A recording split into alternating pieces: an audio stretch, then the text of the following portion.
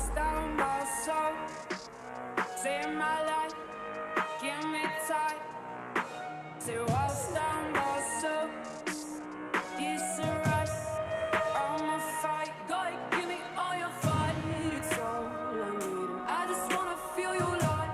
It's all I need. And I just want you on my side. So tell me, will you be alright? Go ahead, give me all your fight.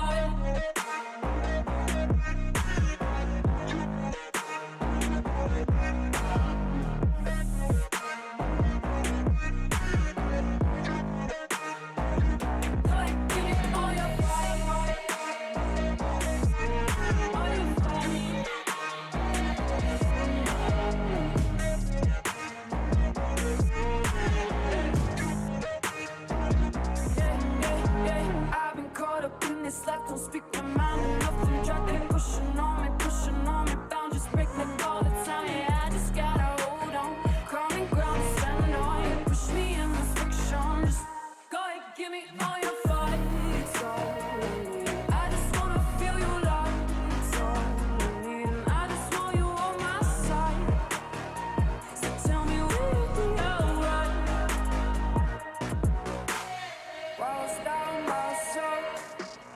Save my life, give me time. Say walls down my soul. It's alright, I'ma fight. Go ahead, give me all your fight. It's all I need. I just wanna feel your light. It's all I need. And I just want you on my side. So tell me, will you be alright? Go ahead, give me all your fight.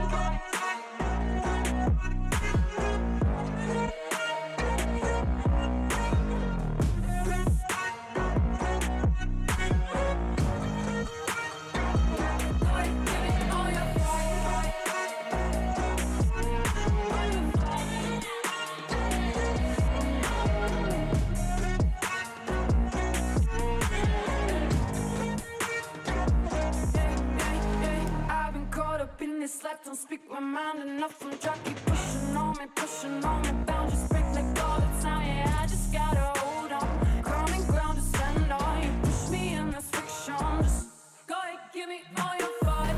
It's all I need. I just wanna feel your light. It's all I need. And I just want you on my side. So tell me, will you be alright?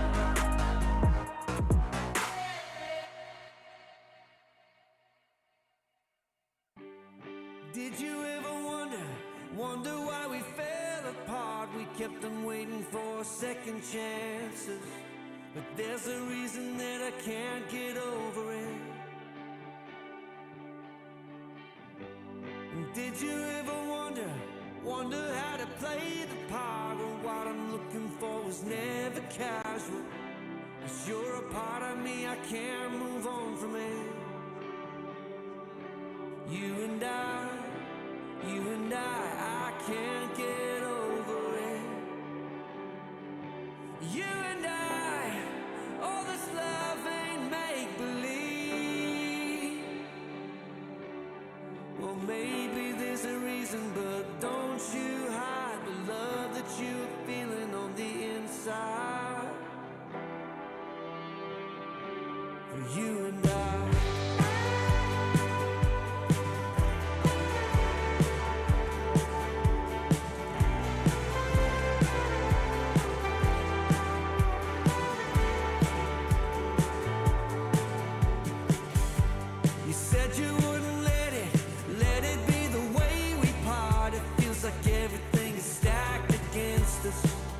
We can make it if we just hold on to it.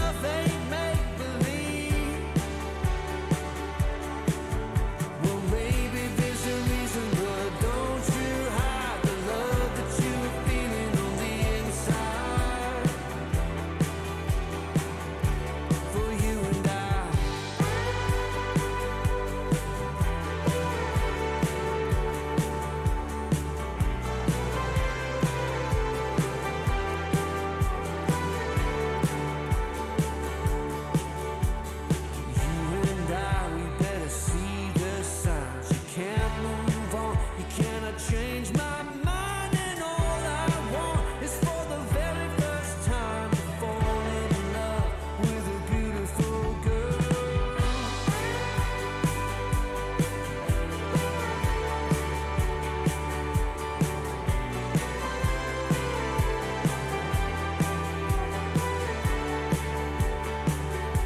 Oh, you and I can't get over it.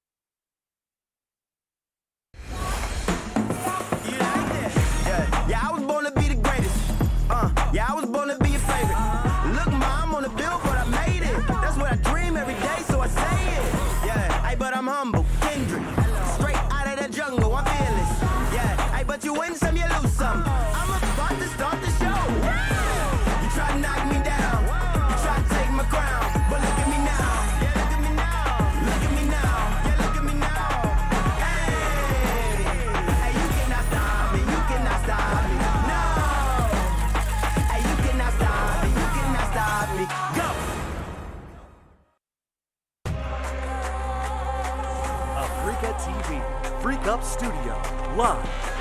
2022 GSL Season 3.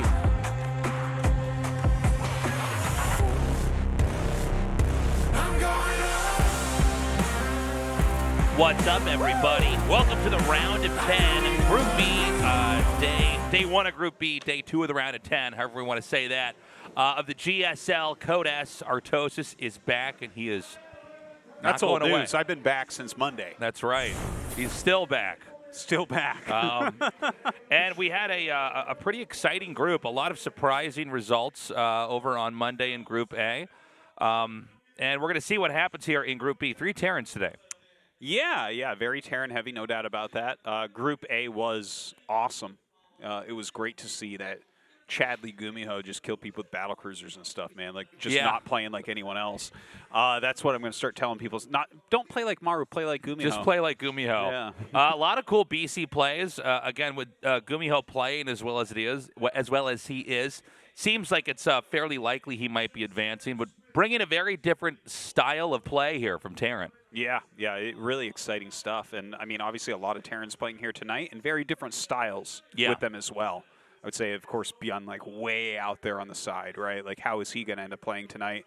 He's been up and down, I feel like, for the last couple of years. Been very hot or cold. There's been a couple times where I'm like, this is old ByuN, but more often than not, I've felt like, God, it's just a little bit off, you know? Yeah, well, it's another tournament. It's another opportunity for him to try to prove himself here. But overall, this GSL maybe a slightly Terran heavy. The maps are a little bit different for this season. It does seem like it's not as easy for Zergs on some of the maps that just keep growing and not go unpunished. Here you can see what the actual standings are. Kind of a big surprise to see Solar go 0-2, 0-4 overall, right? Like a -4 on Solar. Not looking like he's going to have much of a chance to get out of here.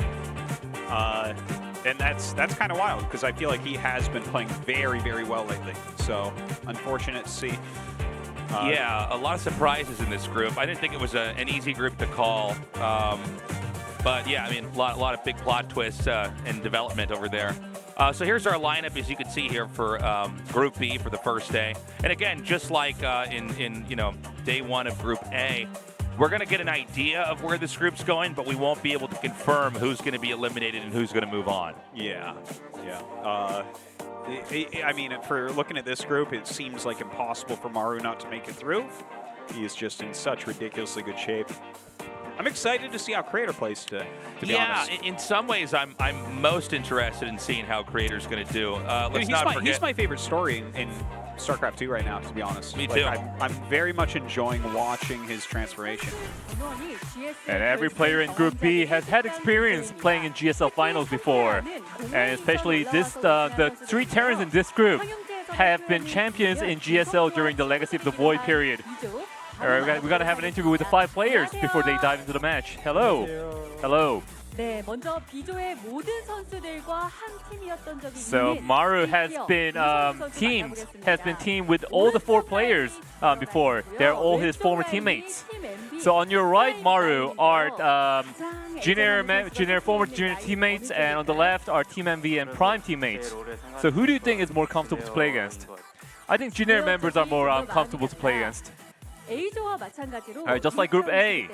So since you're the Tier 1 player in this group, I will give you an exclusive opportunity to ask a question to one player. So who do you want to ask a question to? I'll ask a question to ByuN. I want to ask him what he's intending to play today. What builds? Do I have to be candid with my answers? Well, that's up to you, ByuN. It's up to you. I'm gonna go Prospect Bears in my first match. I said it. Alright, Cure and Creator.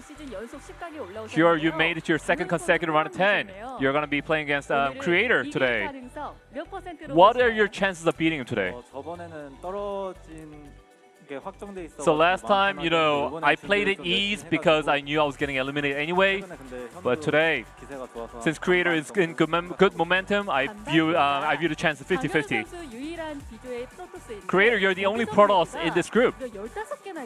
And you said before that you have 15 builds you can play against Zergs. Then how many builds do you have prepared against Terrans?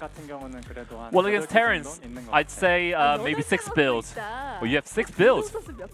How many do you have, Cure? How many builds against Protoss? I have 20. I have 20 builds.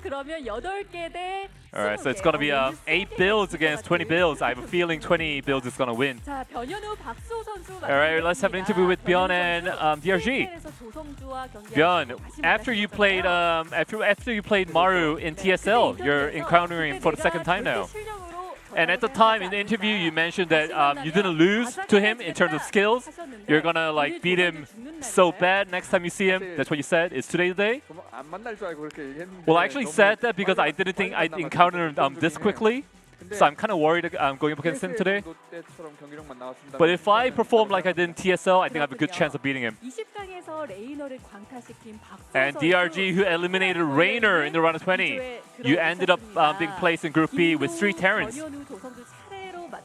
So you're going to be playing as the 3 Terrans one at a time. So who do you think is the best player out of the 3? The best Terran? I'd say 50. I'd say Maru. I'd say Maru. Then who'd be the second place out of the 3 Terrans? I'd say Cure. And then ByuN's not happy with that answer. And then ByuN's gonna be third place.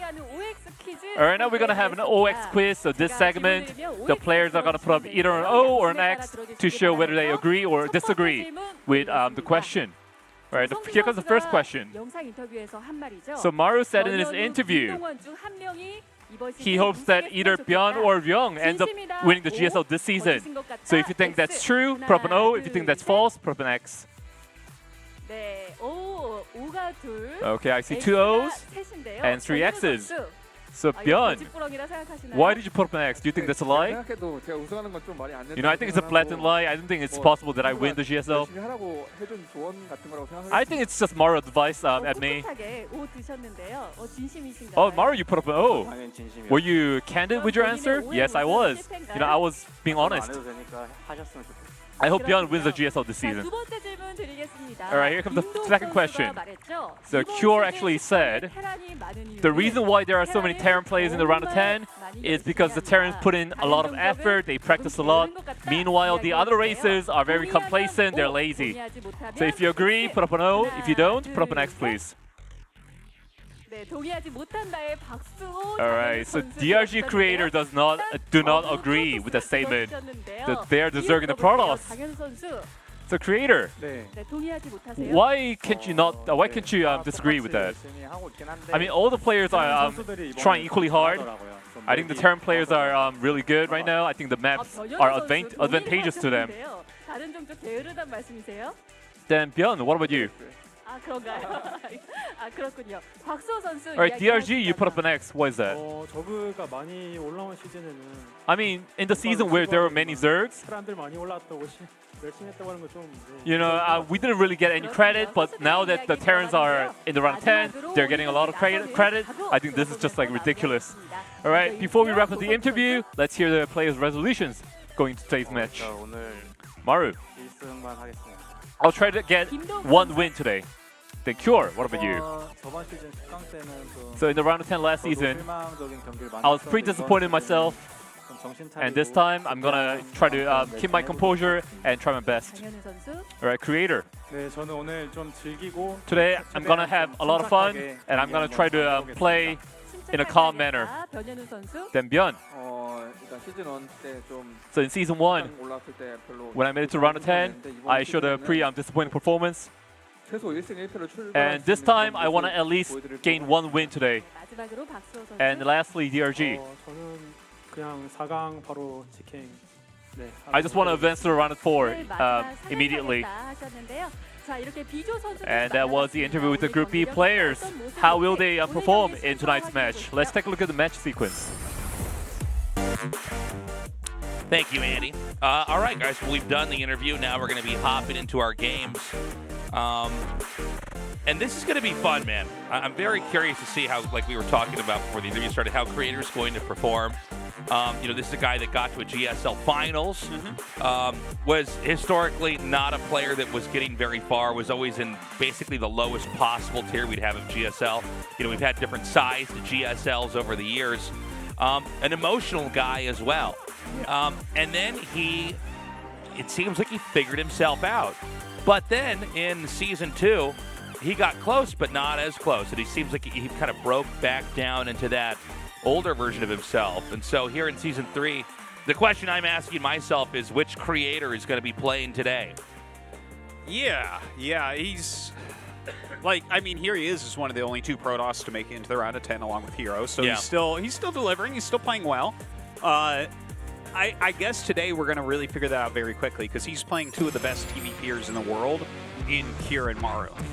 In fact, we're going to open up Creator versus Cure. So I think that this is going to be pretty telling of how he's going to do overall. Cure is a tough fellow to beat PBT. Yeah, he's a tough fellow indeed. Dude, remember his run to the championship? He beat like every Protoss in the world. Yeah, he really... when he says he has 20 builds and he smiles, it's like, it looks like he's joking, but he's actually not. Yeah, he knows that number exactly in his head always. He's always ready to drop that number.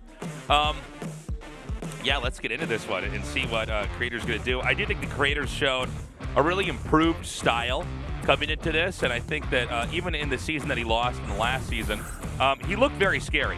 Yeah, he looked good. He kind of... Yeah, it seems like his emotions got the best of him. Oh, for sure. He definitely does have emotional issues with controlling himself, right? He broke 2 headsets that were each worth like $300 or whatever. Yeah, however much. I can't remember. How much were those ones? I think 400 or 300. Yeah, it was like a lot. Yeah. But he like smashed a couple of them when he wasn't playing well. And yeah. But I mean, he's shown that he can hang with the very best. Well, also he was much calmer in Season 1. And, I think the frustration from getting that far and then not winning and then going back down, right, that's when he raged. But that's also another experience, right? Yeah. Build that back in, see if you can try to master yourself once more, Anyways, we're ready to get into this best of 3. Map 1 is Moondance with Cure versus Creator.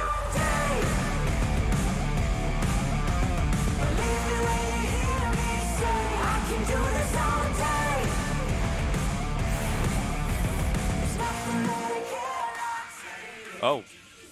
Little all right, proxy racks. Let's go right away. Now, keep in mind, if you know your opponent is more likely to rage, cheese can oftentimes be like a great way to kind of get them tilted. Oh, that is like most true thing anyone's ever said. Yeah. So like way back in the Brood War days, Idra, obviously everyone remembers him very fondly in StarCraft 2 as a big-time rager.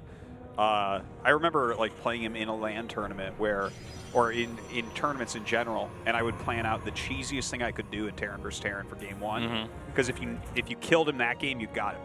Like, you needed to win the first game, and that was it. That was a big thing about him in general, was if he got thrown off at all, he would just fall apart. Yeah. But if he could keep the consistency, he looked quite good.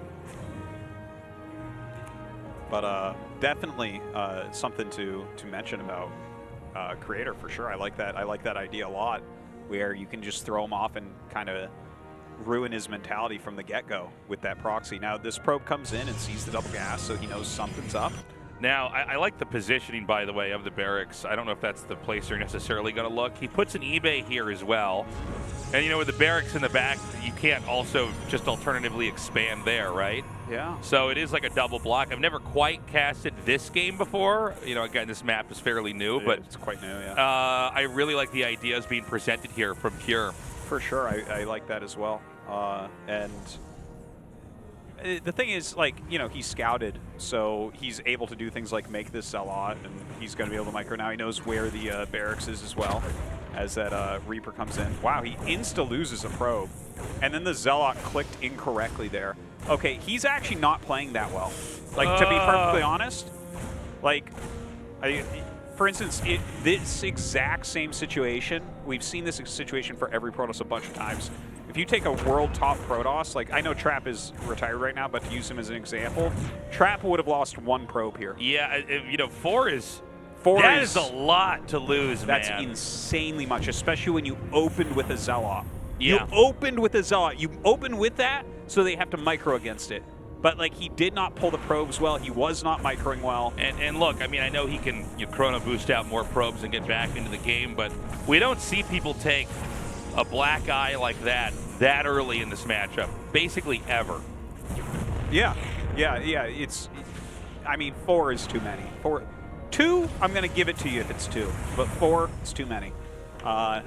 So that's a rough opener, and he has to know that as well. Okay, so we have the Twilight coming down as well as the Nexus now for Creator.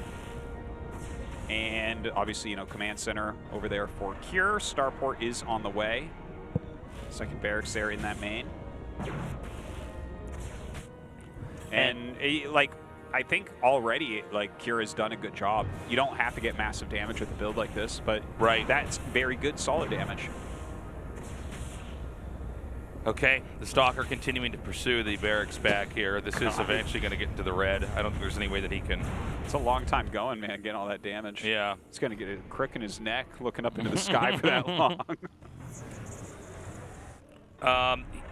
Okay, so the Hellion and the Reaper are going to come out, but already the walls being built in over here for Creator. So, going back to what happened early on, I don't think the set's tearing up to do any one specific thing, but instead you just got to keep in mind, they're going to be a little bit ahead overall in the game here. So we want to watch for that and see, when the first couple of engagements happen, if the Protoss can still hang, or if the Protoss starts to lose more stuff again and this kind of, snowballs. Look at that production tab. I saw 4 tech labs all going on at the same time. Oh, yeah. That was very cool looking. And, on this little tiny monitor, the tech labs kind of look like dragon heads, by the way. I never noticed that before. I don't know what you were talking about, but I'm like, look at all the dragon heads. This is crazy. Is this Lord of the Rings? What's going on here? So he's going to go for a third Nexus very soon here. The drop's going to come into the main. Creator very quickly pulls away, and he's going to divvy up a couple probes to come over here, try to split out the damage. He does take the 2 Widow Mines and pull away, so he's going to still have threats he can generate later on. Dude, he lost 1 and the Hellion now, but he got 4 more probes. I think he just continues to do very well. Kier is just continuing to apply this harassment pressure, and it's working out phenomenally, I would say. Now, Blink just finishes, so the Protoss is going to be able to actually catch the medevac if an opportunity presents itself, but I don't see any Stalkers over here, so once again, he's going to come in, he's going to get at least 2 more workers. He does blink in, but these Stalkers are too close to the medevac. They'll pick that off. 1 Widow Mine will escape by just running right out the entrance. A little bit too greedy there with the medevac. I know we've talked about that before, where it's like, I feel like sometimes it would be better to just click that out of there, but looks like Creator does clean that all up, but Cure is up in supply right now. And he's going to go through the army supply explosion here pretty shortly. His production is just going to get started. So I'm a bit nervous here for Creator. Yeah, I am as well. I mean, sometimes games really do come down to these kind of insane, unusual strategies or these epic fights, but this is just a lot of blows back to back to back. And, if this keeps up, the Protoss just isn't going to get anywhere in the game. 3 more probes killed there. He did lose a couple SCVs to that little Blink Stalker pressure, but not really that big a deal right now for Curie. Is up in workers. So he's keeping the Raven back here to do another auto turret chuck in here when the time arises, but he's also monitoring when that back base is going to be taken, and it's not taken yet. And that little base in the back, that is the defining feature of the map. We don't normally have maps that that have bases like that. We did have a couple a long time ago in Brood War. That was like a trend, actually, that I felt like was going on for like 2 or 3 years, where they had several maps that gave you a free base in the back. And I don't know why it stopped. Well, this is actually a more interesting back base because the ramp is from your natural, not from your main.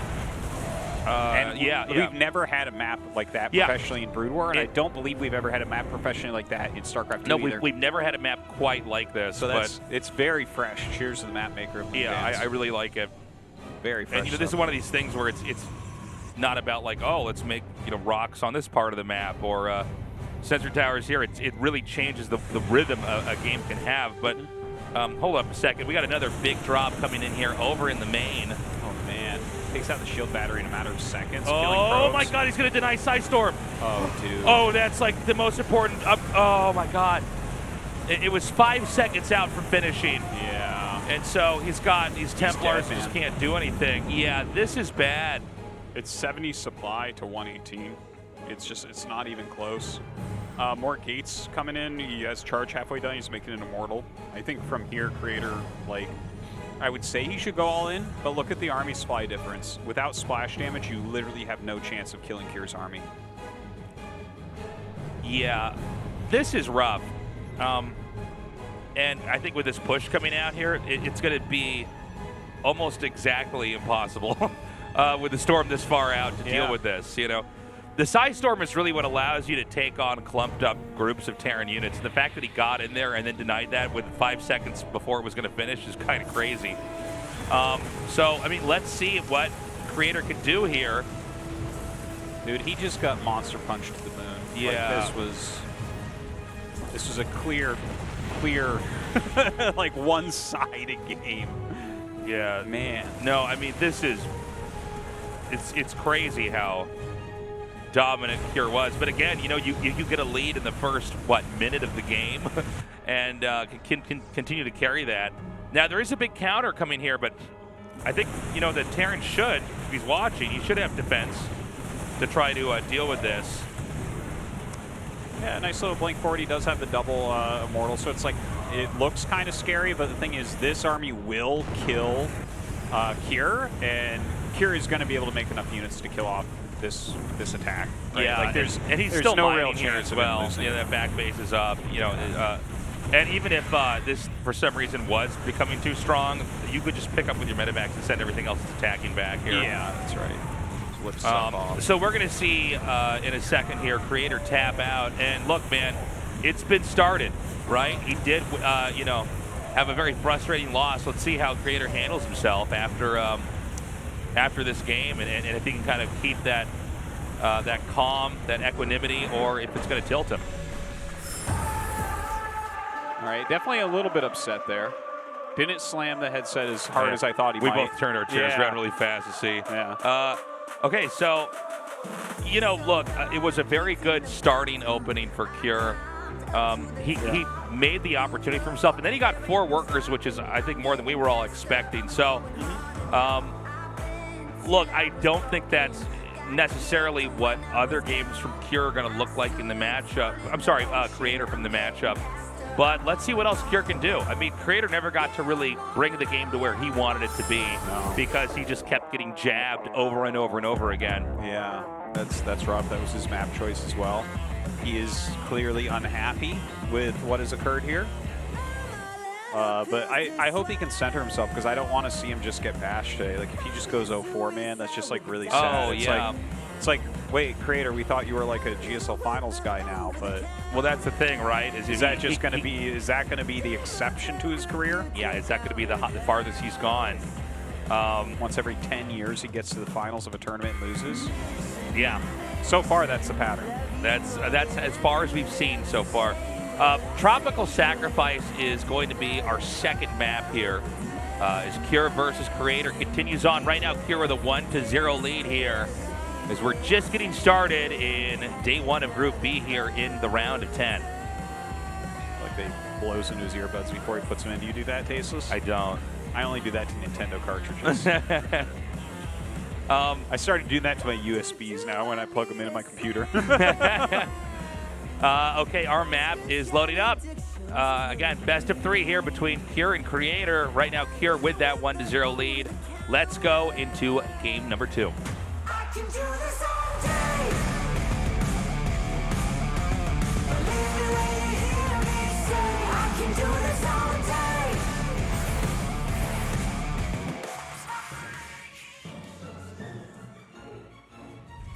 Dragon Phoenix Gaming, Cure.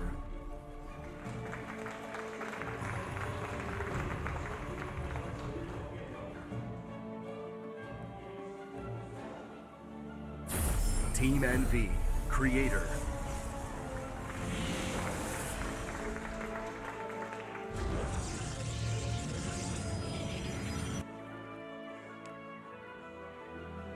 Quick scout here. Or perhaps proxy, we'll see. Yeah. Looks like it's just going to be a scout, though. It's going to be a confirmed scout. You know, we had in the past a lot of players send workers all over the map to try to hide, to try to find the hidden building, but this is a good way to deal with it because you just run in their main and say, okay, is your barracks here? No? All right, then it's hidden somewhere and I got to deal with that. Otherwise, I know I'm in a normal game. Yeah, and if you are really on top of your micro with it, you can kind of cost them minerals as well, right? From Australia, welcome. Kidnapper toast, so you can't leave. Now, how does that work? Do you walk me to GSL every time I have work? That's right. Is it a ball and chain next to the caster desk? When I gotta renew my visa, you're gonna bring me to immigration and like just tell me I better be quiet? Like how? Don't you tell them I'm controlling you? Now, it's like, who's that? Who's this guy always with you now, Artos? I'm like, he's my new best friend. Well, this game, things are looking like it's going to be one where Creator can at least try to, go uninterrupted here. It's actually pretty extraordinary to ever see a Protoss get beat up that much that early on in a matchup, like with one Reaper. Yeah, I actually can't remember the last time one Reaper did that much damage to somebody. It looked like Kier playing like a Masters guy or something, honestly. Mm-hmm. That's really what it looks like. It's just like a huge, gross mismatch. It's when you get a mismatch in a ladder game and it's like the player is just so much better than you or you're so much better than the player that you going through the motions just beats him. Yeah. Just like very standard stuff. Yeah, any situation you get in, you kind of know how to just handle it a little bit better and you get further ahead. Exactly. But, the Creator screwed it up. I'm really hoping that he can pull this game together. Twilight is coming up. Everything right now looks relatively standard. Like, the Cyclone is very fast. That's interesting. Yeah. Let's see what he wants to do with that. I feel like with Gumiho here, we're going to see. I mean, he might just be thinking like it's a Stargate, right? That would be the best time to get the Cyclone. Let's see if he makes a Viking. If he makes a Viking, he really thinks that.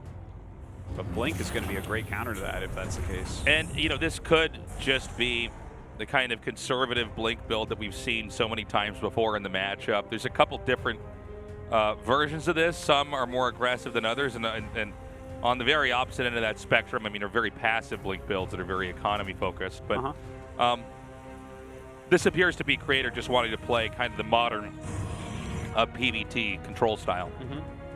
Yeah, he's going into 3 gates, which, you can do a bit of a pin there. You can try some harassment, but it's not necessarily just going to kill him. The Cloaked Banshee is kind of interesting. Like, Cyclone into Cloaked Banshee and now a Siege Tank. I don't know how well this is going to work for Kier. Like, is he going to send the Banshee out immediately? Is he gonna pull them to 2? Right? Because, like, if you send 1 Banshee and they have a shield battery in the line, you get very little done with it. Yeah. Whereas if you send 2, it's like the shield battery doesn't exist, but you are waiting so long, a lot of times they'll figure out what you're doing by then, and then maybe it's not going to do any damage. So, looks like this one will be sent around the map. Probe comes up here, but it's going to just go by that. Looks like he wants to put a pylon here. Maybe use that as a launching pad for attacks later on. The Adept is going to come up, while in blocking it out. And we're going to have that second Banshee come. And then he's going to try to combo this in, fly in, and try to do some damage. Yeah. I like the choice. It's like you're risking them figuring out what you're doing, but like if you do have the Banshees hit at the same time, either together or into 2 different mineral lines, you have potential for really like game-ending damage sometimes. All right, so this is going to be the end of this Reaper here for this game. Does get a confirmation on that 3rd Nexus. And yeah, it's honestly, guys, it's a bit of a slower start here on both sides. We have pretty straightforward plays here. The Banshees haven't come in yet, but it looks like the Stalkers are going to come out and maybe Well, it's weird because they're both moving out, or it looks like Terran's about to move out. Whenever you see two people moving in the middle of the map towards each other, one of them's wrong. So the Banshees are coming in from different directions. Here, I think this unit movement is just to make Creator focus on his army. Well, right? he's going to get the Banshee blink up in here. This is like a really good counterattack. He's going to have enough cooldown here to run in. Now, it's two Banshees hitting both of the workers. He does just run right through. The Cyclone really helping out quite a bit here. Both sides taking a lot of blows. Yeah, the probe kills are not that high as of yet. The shield battery really slowing down the Banshee's progress, but we can see that that energy is probably starting to wear out a little bit as the kills are going up a bit quicker. 11 probe kills now. Yeah, Cure really came out looking pretty great from this. I mean, it's nice that Creator did run in there. I think the counterattack was not a bad idea. I think he did try to, I guess, how do I say this? But he was a little bit too greedy with how much damage he tried to get in the Terran's main. And so he started blinking the Stalkers back one by one, so, to the point where then some of them could not get down and escape out of the ramp. Yeah. And I think when you see really good players that do this with Stalkers, what they're best at is just not losing any of their own Stalkers. Yeah, that's... and eventually that Stalker count just becomes insurmountable. It may have been a bit of a better play for him, but he's still got like reasonable supply for right now. Yeah. He is going into Disruptors as well, which is going to combo well with this, and especially considering he took some damage, that kind of gives him the wild card of a good Disruptor hit, bringing the game back towards him. Right now, just see a little bit of rotating going on. Ooh, that's a pretty nice pickoff right there. I like it. Okay. We have Protoss staying out here, and he could find some opportunities. This is a this is a Disruptor in there. Excuse me. Let's see if these shots are going to connect. That is huge. That was 8 SCV kills. He gets in and he gets right back out. Yeah, that was pretty damn good right there. Yeah, that was. I don't know if you could have done more damage than that. That's about it right there. So now it's 51 SCVs to 57 probes here.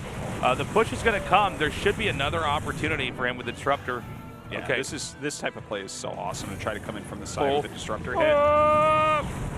Hey, not bad. Anytime you get a connection like this and you're making them siege and everything, feels like Creator is doing a good job starting to take control of what's going on. This is still a scary army from Cure. Stim is 10 seconds out. And we're going to have some medevacs there in a little bit. He's taking actually some decent damage onto his army, so I really do want to see those medevacs get up.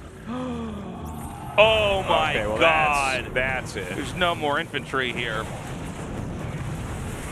Dude, that was a couple of insane Disruptor hits so far this game.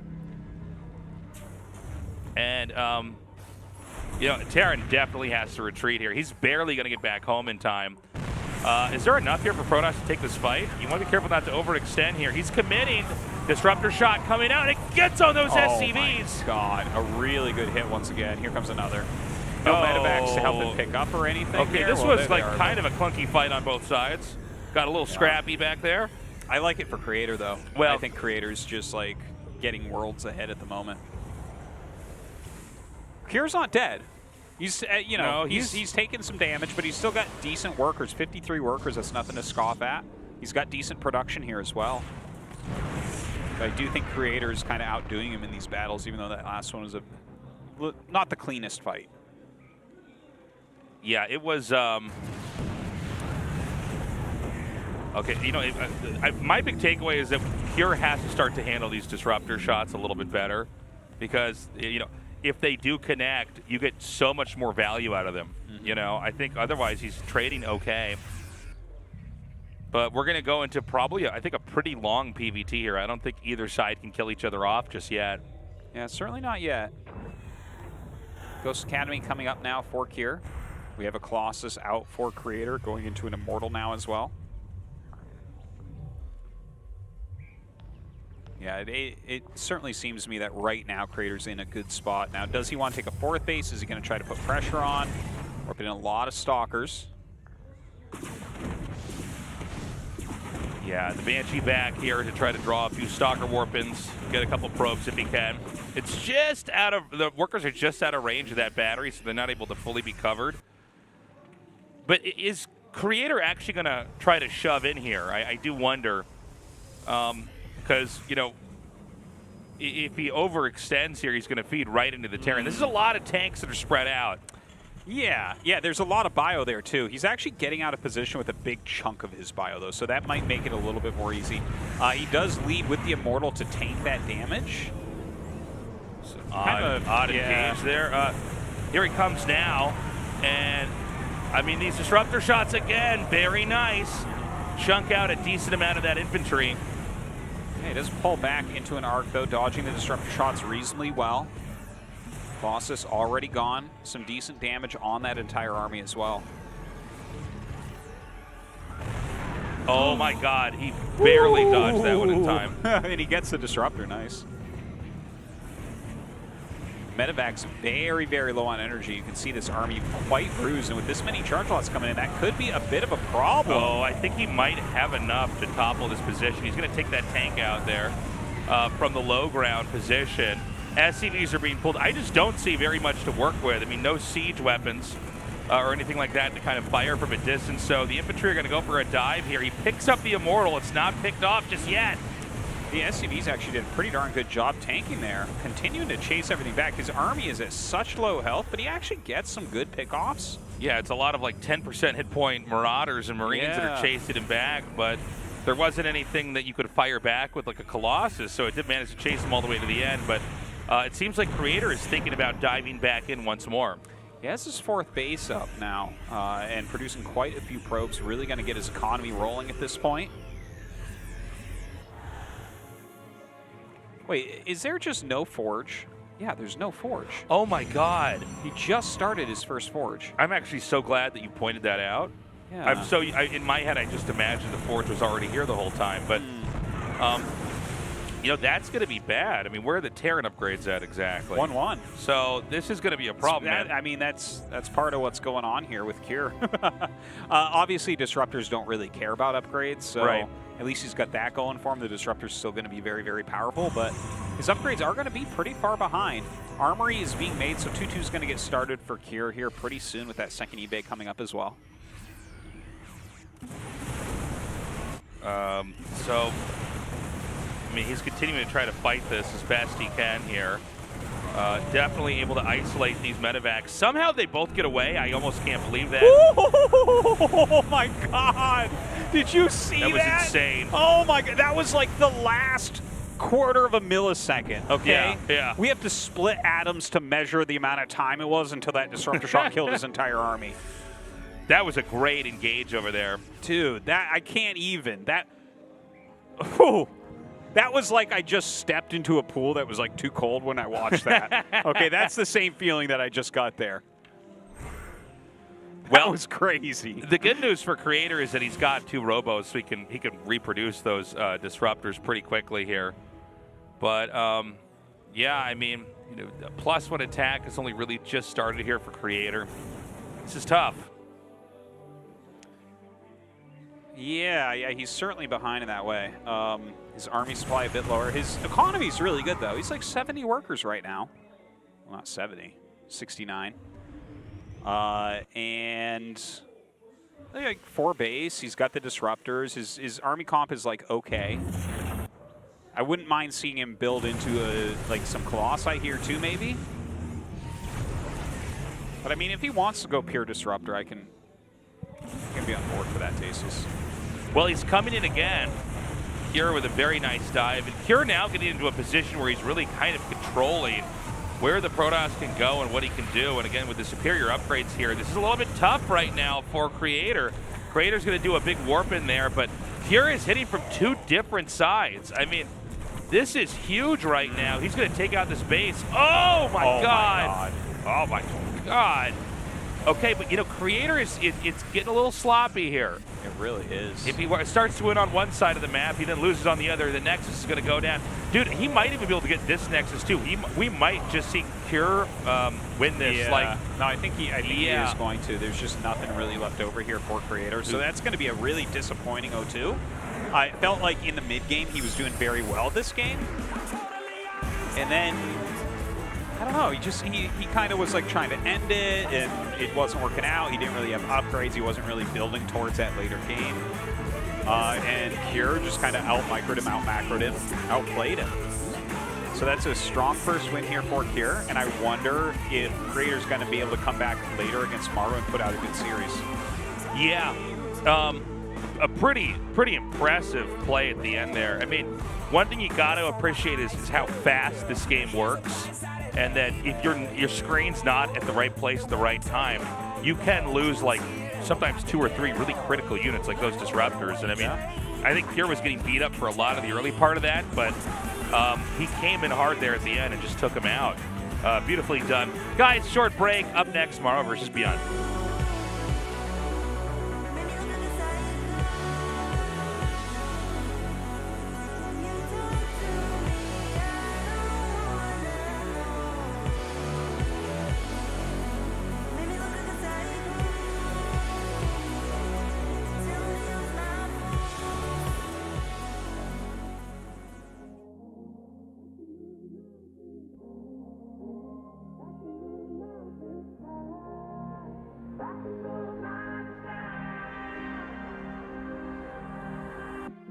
You're the fire in the night. You give love to me now, again and again. I feel you rush through my veins, and no matter the fear I feel now, I will be brave. I can move mountains. I can move mountains high. I can move mountains down. I can move mountains high. I can move mountains high. I can move mountains high. I can move mountains down. I can move mountains. When I'm lost out on the edge, and all that my eyes can see are 1,000 barricades. Yeah, you're the voice echoing. You're the sense in the madness, peace in the sadness. Yeah, I can move mountains. I can move mountains high. I can move mountains now. I can move mountains. I can move mountains high. I can move mountains high. I can move mountains now. I can move mountains.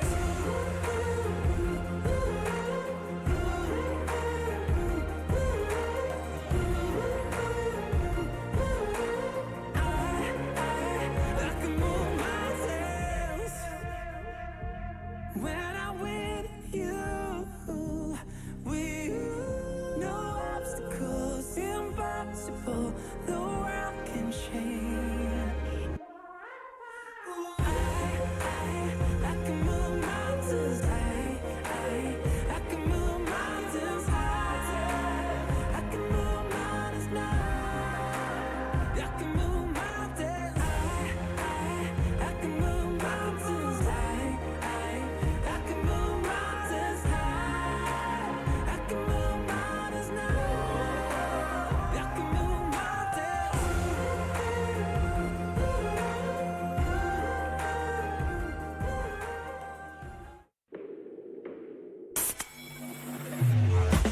I'll be coming up hot for a minute. Everybody let it drop when I'm in it. Everybody let it drop when I'm in it.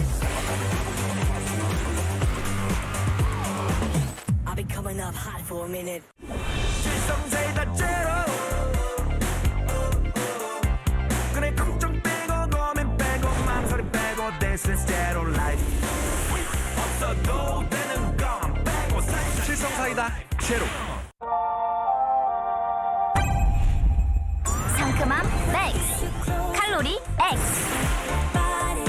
맛있는 탐스 제로. 요즘 제일 탐나는 제로 탐스 제로. 같이 떠나볼래?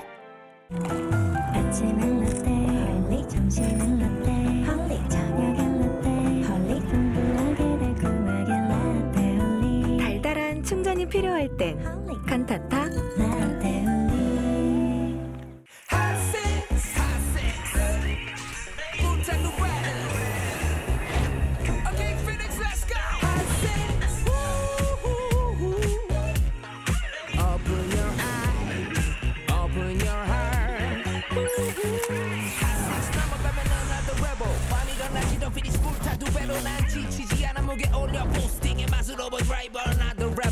어제 쓰러져도 다시 높여내 시벨 칼로리 제로 뛰어 피곤한 날 리셋 버핏 심장을 뛰게 해 이러니 버킷 리스트 핫세스 날 다시 깨우는 마법같이 핫세스 온몸에 끝까지 짜릿함이 핫세스 피닉스 마법같이 핫세스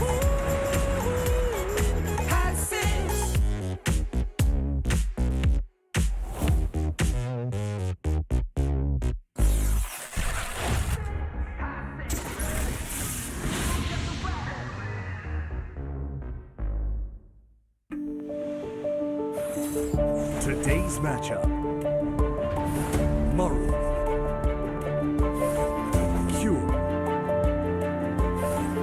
Creator. DRG. ByuN. Round of 10. Group B. 2022 Hot 6 GSL Season 3.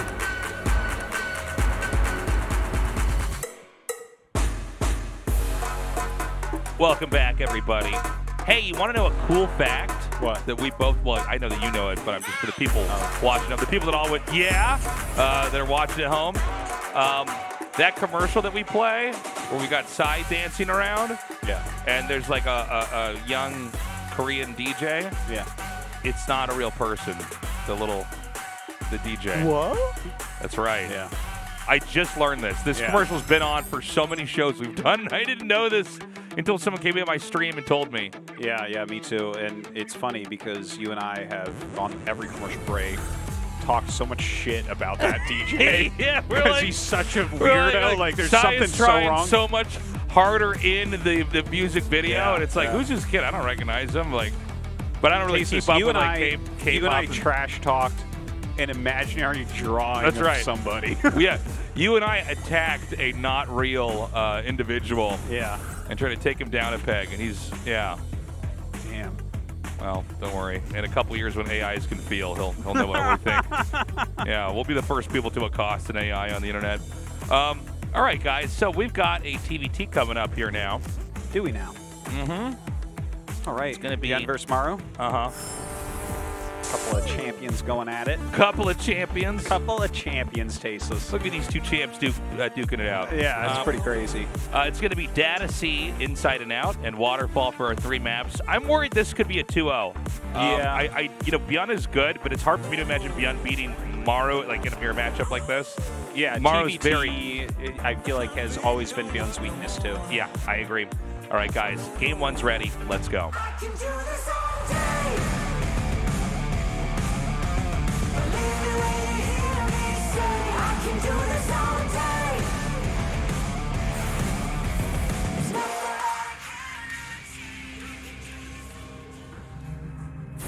Onside Gaming. Maru.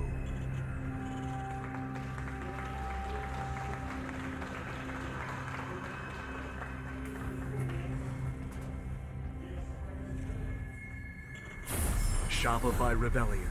ByuN.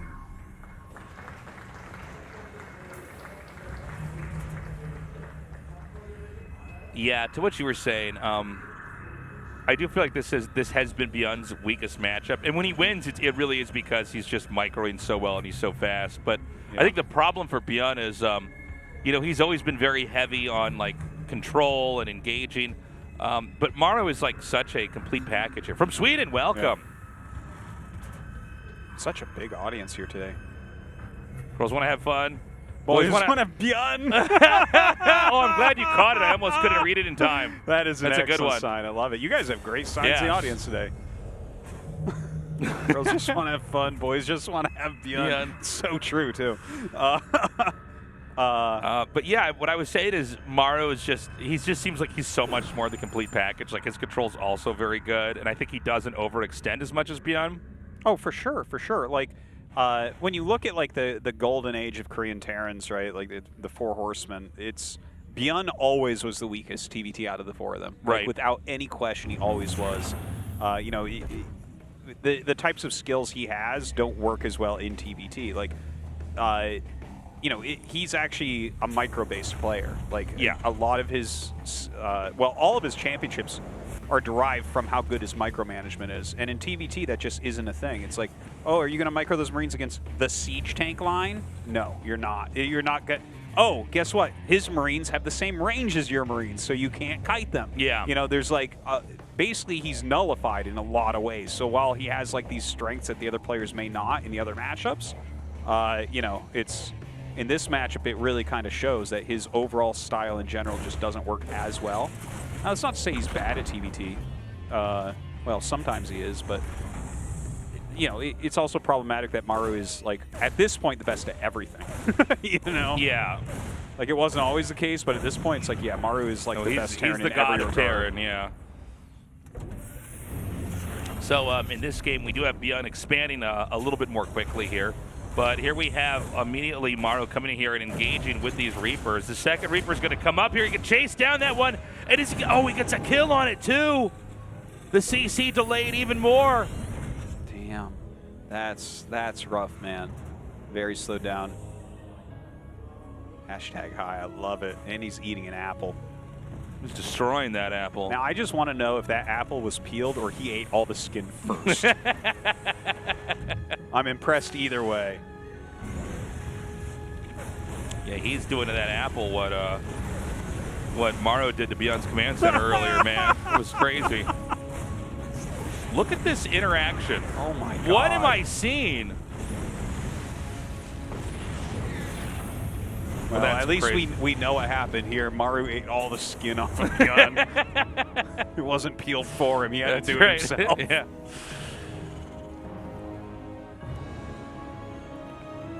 So, I mean, a lot of really good interactions here for Maru. Mm-hmm. You know, it's not the end of the world here for ByuN. He could still, you know, try to macro up here and produce a little bit more here. But Maru is just, you know, kind of coming out ahead in every little engage. Yeah. And, you know, this is never, especially in a mirror matchup, never a good sign. If you're both working with the same stuff. Yeah, you know, TVT, there are certainly ways that you can kind of bring it into a longer game and equalize some of the ways in which you were behind. But again, those strengths are not really the strengths that ByuN has in general. Like, he's more likely to look for a way to attack. Like, look at all those Hellions, right? Like, he's definitely looking to play an alternative way to what we see from Maru here. Now, the Hellions coming up, he should be able to drop an auto turret on that tank, which should help out. And then, yeah, this is nice. This is nice. Up. Tank is quite damaged, though. Yeah. I'm surprised he's even dropping at all. Yeah.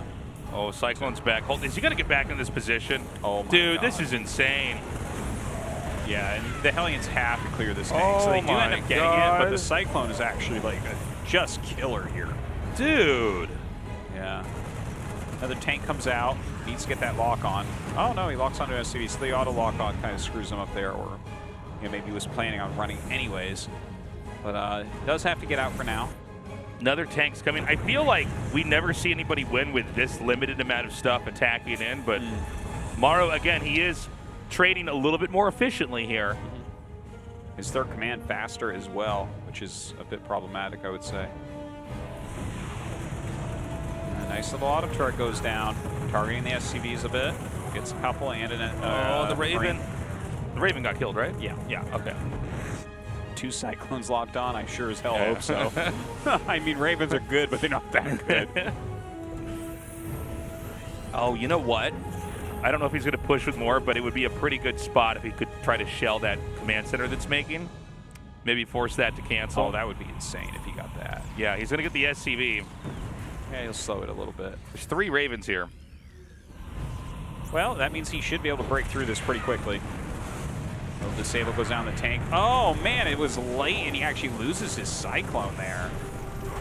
Oh, man. Dude, he's going to keep fighting. This is Maru insane to me, man. Maru is out-controlling him by a great deal right now. He's out-ByuNing him. Yeah. Yeah, he's just staying on top of him. There's a 5-worker lead, by the way. Well, Maru is floating his command center down to take that 3rd base location. He's kept so much pressure on ByuN. ByuN has not even finished his command center yet. Maru going home. Looks like he might repair a little bit. All right, now it seems like this might be the first time that ByuN's actually going to be able to try to attack Maru on his side of the map. Looks like Maru's already going to be moving out again. Now these, okay, he's going to actually spot these Ravens, and that's going to force this to move away. Nice lock on a great scan there as well. Yeah. Brings that Raven pretty darn low. Not sure if ByuN is going to actually be able to get anything done.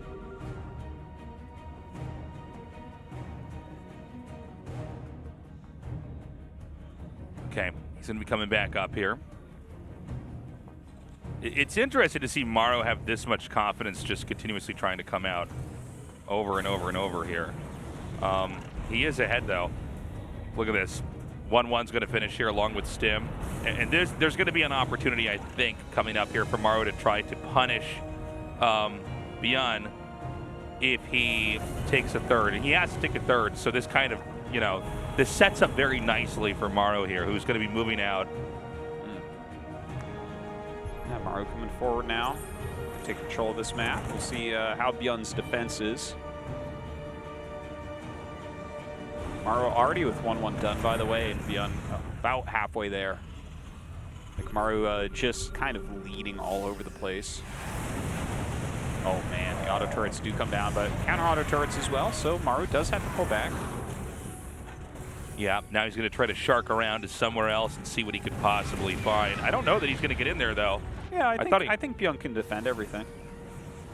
You know, the additional Ravens are very, very helpful. Ooh. Oh, Big man. hit on that tank. Wow.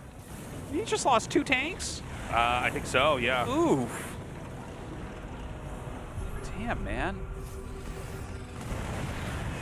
Okay, he's going to get up here. And perfect targeting. Okay, this is where it gets bad, actually, because now he can hit the command center. The 2 tanks are too far back. They're going to unsiege and try to inch forward here. But these Marines are in a very good spot.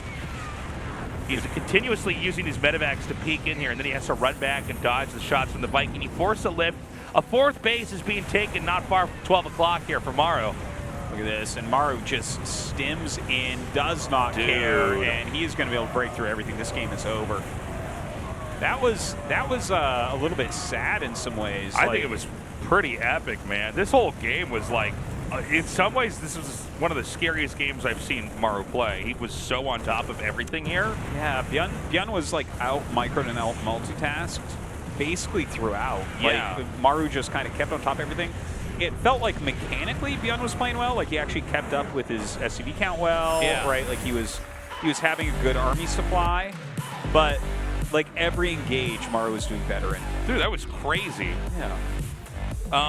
I do want to point out, you know, a lot of times when we have players that are attacking with very little, I mean, sometimes we see 2-base aggression work against 2-base play, but Maru was just making so much happen with such a few amount of units. Yeah. And just kept, you know, getting further ahead and further ahead there. And what a great closer to come in like that. You know, again, a misstep as well there for ByuN. His tanks got baited out a little bit, but man, I mean, Maru just kind of bending the game to his will, so to speak. And we're already now going to be moving into our 2nd game in this best of 3. Maru versus ByuN here. Maru with that 1-0 lead, and I'm really starting to feel like this could be a 2-0 Artosis. Yeah, the way that game looked, it does seem like Maru is on another level, but honestly, it seems that way with Maru against just about anybody. Yeah. All right, guys, our game's loaded up. Let's do this. I can do this all day.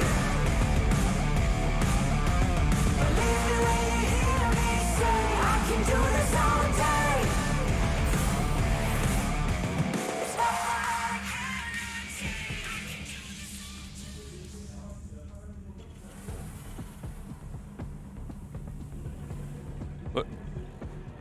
Oh.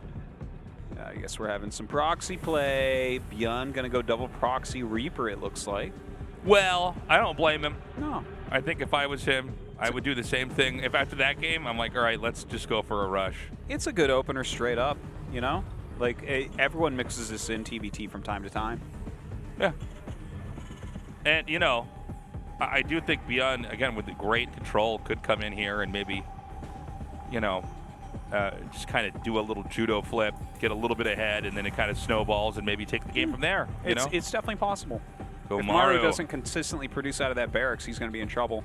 But it seems like he's going barracks factory, which does make it a bit easier, right? Yep. Like he can get into a Hellion, and that Let's can see, help out quite a bit. Does he go up at all?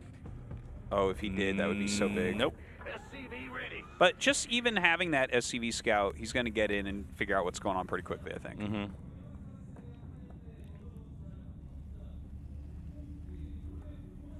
So, yeah, with the SCV coming here, it's going to give Maru a little bit of time to try to brace for what's coming.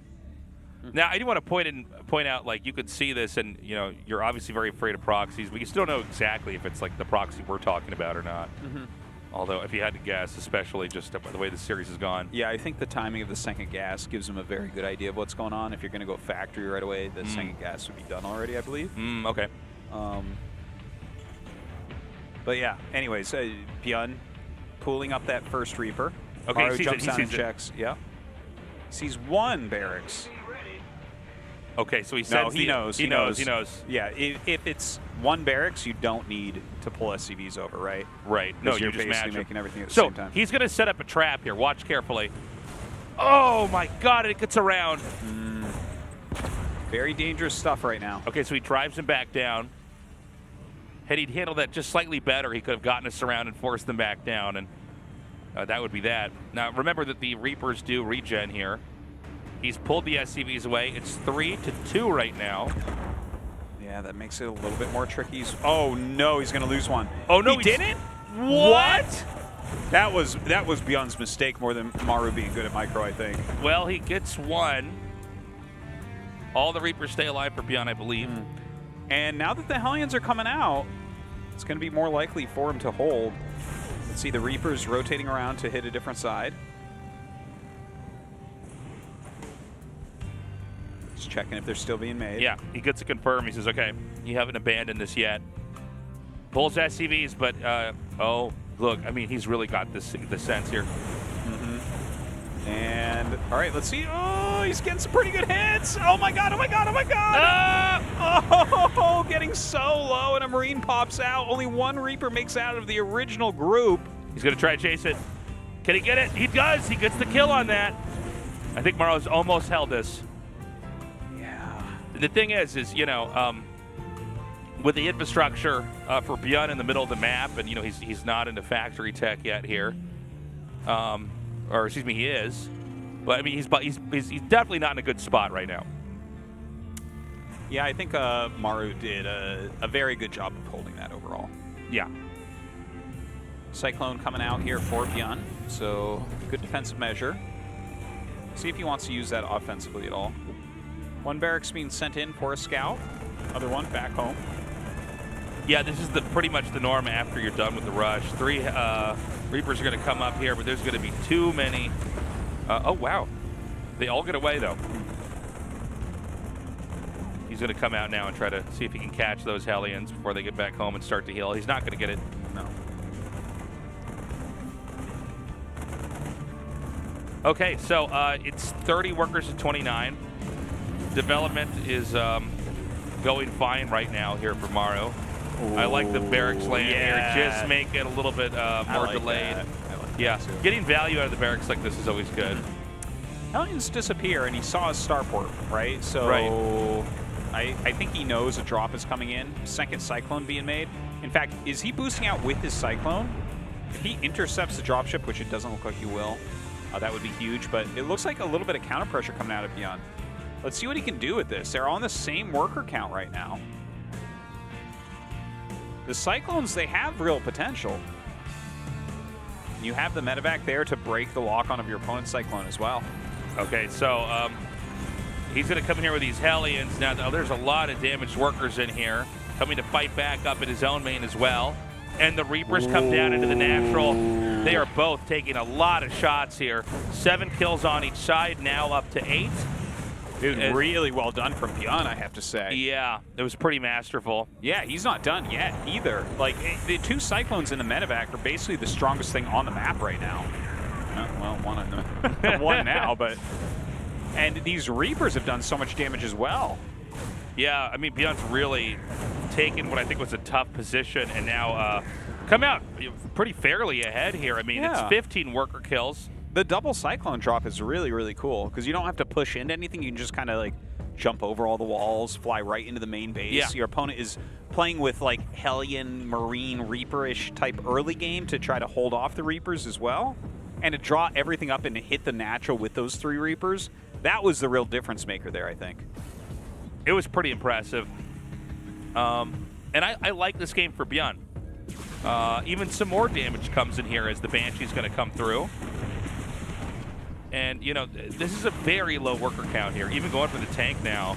Yeah, he throws an auto turret down to try to get it out of here. Will save that tank very importantly. Yep, he'll get that repaired up here. SCV's going to be transferred back. So, look, if ByuN's going to win a game against Maru, this is going to be that game. But I'm going to say this too, man. It's still not going to be easy. You know, Maru's very good at kind of just focusing and powering through and trying to go into recovery mode. But he's only just now going to get back on his feet. Banshee just kind of waiting outside. Going to come back in now. Delay some of these E-Pays as well. Will finally end up falling. Yeah. So ByuN is up by 11 workers right now. Pretty crazy. Yeah, that's nice. And it's pretty undeniable that he was behind once the Reapers were held off. So yeah, he set up a cool tactic for himself and it worked out. But look here. He's moving out across on the map right now. Now, can ByuN kind of do what Maru did in game 1? Can he come in here on a 2-base play and try to crack him open, try to take this? I see a second tank out here now. 2 Ravens and 2 tanks? Yeah, that's, I don't know. I could see him messing this up a little bit. Yeah, he's got a 3rd tank, ByuN does. But again, you know, it'll depend on if you know, there's opportunities to chuck down auto turrets, if he can maybe disable an enemy tank, something like that. Yeah. Well, there are, of course, 2 disables here for Maru as well. Yeah. And more auto turrets also. So definitely some issues. Just kind of sieging up outside. So if Maru were to leave his base, could plaster some of those units pretty quickly. 1 Marine actually coming out after the scan to figure out what's going on. Sees where ByuN is at.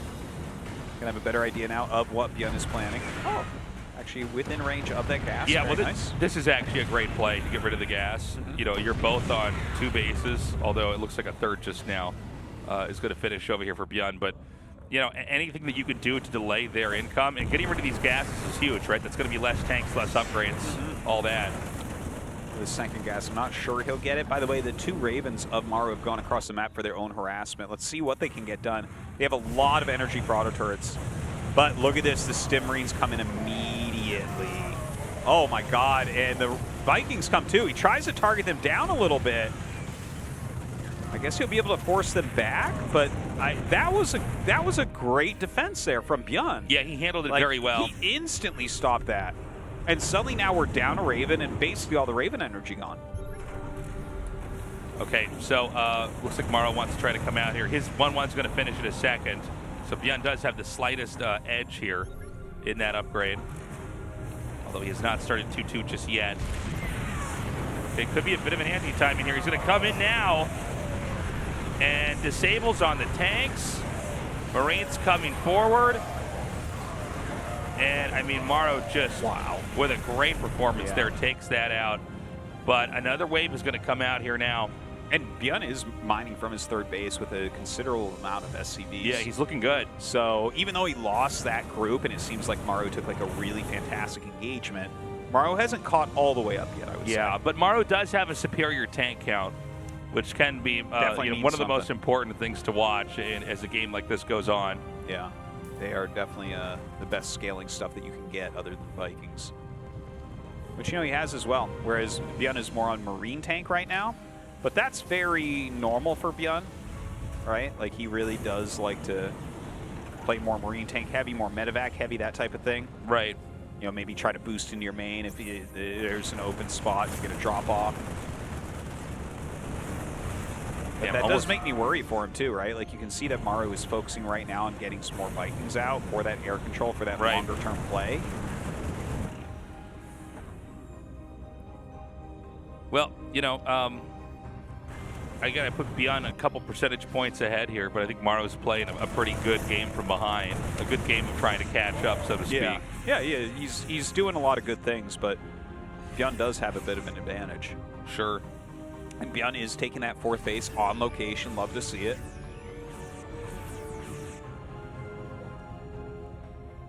We do need to have that 1-1 upgrade here. Start, or 2-2, I mean, get upgraded here for Maru, right? I mean, he hasn't really gotten on that yet. He's getting vehicle weapons, but, you know, ByuN's is coming along right now.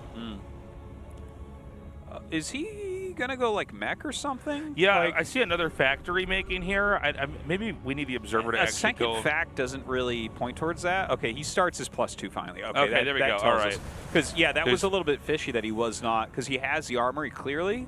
So if you don't start your marine upgrades, it's like, wait, is this some really weird mid-game transition? Yeah, you like ditch what you were going for, you know, in the middle of the game, and then try to get something else up here. But that means ByuN's going to have a pretty substantial upgrade lead here. Well, as long as you're just kind of in your tank range, maybe you're going to be okay. But look at this, ByuN stims and spreads in, spending a ton of marines, but breaking through those siege tanks. It's a fantastic play here from ByuN. Oh, wow, it goes right on top of the armory there. Vehicle weapons denied. Absolutely excellent. Siege tanks of Maru come forward. ByuN has his own siege tanks there to help kill them off, and I think that's just about it, man. Yeah, he wipes every tank. Yeah, I don't know that Maru can recover here. I got to say, ByuN played a much better game, but it really all came down to the mid-game here and what ByuN was able to set up. GG, all right, we're tied up 1-1. Great performance there from ByuN. I tell you, I think that the Proxy 2X Reaper didn't do very much, but he kept on that pressure. The double Cyclone drop with the 3 Reapers hitting the natural really gave ByuN a decent lead there as far as SCVs went, and he just carried that forward. And the thing is, you could see Maru starting to fight better and better and better, and maybe if the game goes on another 10 minutes, he can win this. Yeah. But ByuN, I mean, he just leaned on him until he broke. It was nice. And tied up 1-1. This is what I want to see. Like, I don't want to see the 2-0. No, I don't want to just see one-sided matches. Here's the funny thing, too, is that Maru held the initial attack. And to be honest with you, when I saw that happen, I thought, all right, well, this is going to be a pretty straightforward game here. You know, you're going to start out behind against Maru, but he set up very nicely and got an extraordinarily high number of SCV kills. It was just too tough to recover from there. Yeah, and even Maru's counter drop was like pretty good too, right? Those Hellions, he got like 8-9 SCVs himself. All right, guys, we're going to Waterfall for map 3 to figure out who's going to come out on top here between Maru and ByuN. I can do this all day. Believe me when you hear me say I can do this all day. There's nothing that I cannot. Onside Gaming, Maru.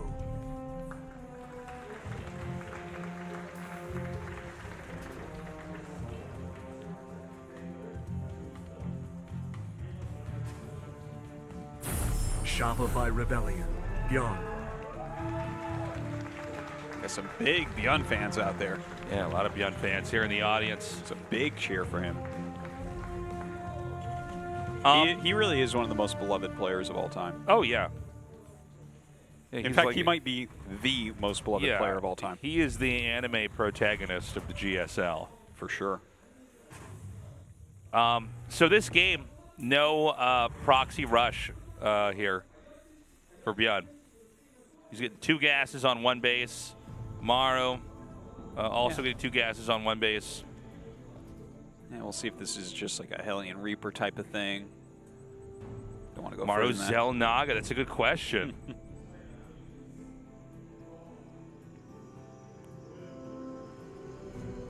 So we do have this SCV zigzagging down towards the southern part of the map. Yeah. Looks like he's going to pop in, see what's what. And send that right up into the main base. See the factory and realize that they are doing mirrored builds.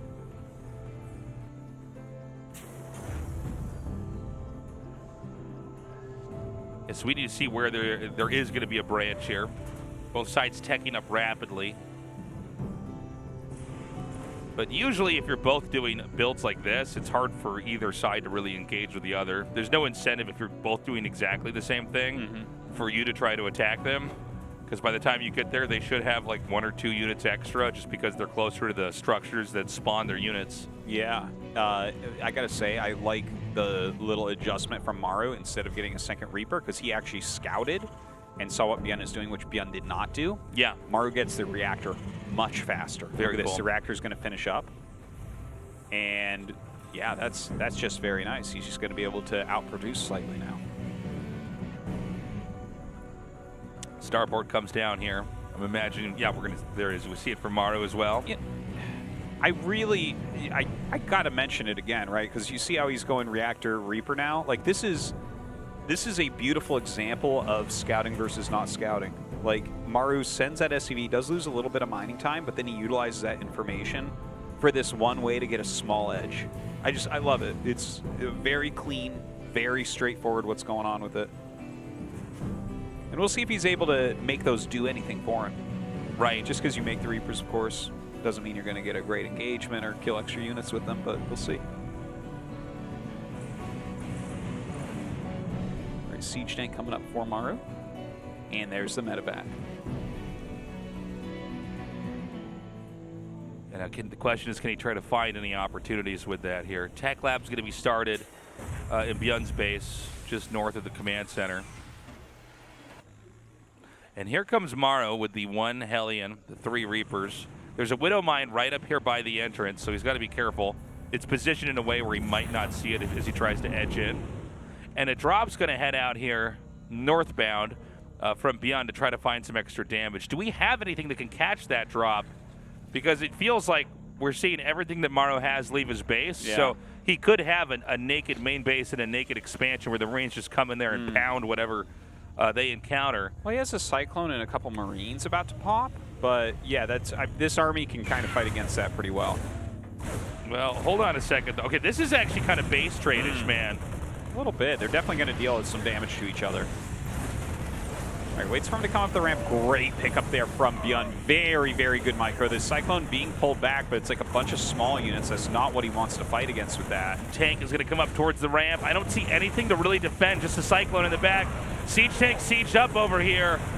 The tank stays alive, but there's nothing else really to defend it. Yeah, not a lot left over. The auto turret going to help to clean that up. The Marines got picked off pretty quickly as well. Oh, man. Tank is going to come out. It's on the other side, though. It needs to get over here and try to help these SCVs. How many more SCVs can actually be killed off here from ByuN? Crazy scuffles on both sides.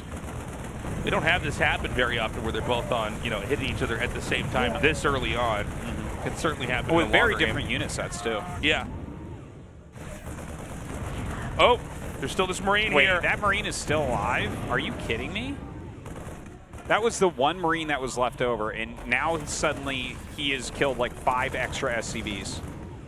Dude, that one Marine. That's insane. Because we saw the tank die to the auto turret, and I was like, oh, there's one red Marine. I guess that's done. So Yeah, I wasn't I even thought the same thinking or thing. watching for it, but it literally killed 5 SCVs after that. And this means that Maru, as far as worker count goes, is ahead.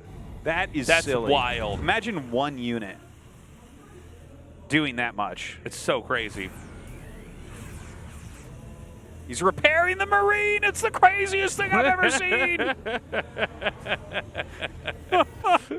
I knew that Marine couldn't be human after it killed 5 SCVs. Okay, he's chasing this down with these, and I think Maru's going to try to come out again. We're going to have the same situation happen again. Now, again, with the tank here and with the Ravens, I mean, if it's a small amount, he could always chuck down auto turrets, right? So this is going to be very tough to deal with. But here comes the Cyclone, the Raven, the tank, 2 Marines. Actually, sorry, 4 Marines are going to come in here. But no medevac, right? Where's the medevac? Auto turret absolutely slays right there. Oh, and he just sieges up. Oh, So God. Dude, auto turrets are so good. It's so funny to watch. Guns down the tank immediately. Who's Cyclone winning plus this? tank. Maru, I think. Oh All right, my well, this gosh. auto turret comes down. Clearly, he's microing heavily at home. Well, there's still some Marines Maybe, alive over yeah. here. The auto turret getting some real value there. That tank's still alive in the main Artosis. Yeah, he has to land to kill that off. All right, lands the 2 Vikings, so he will be able to kill the siege tank.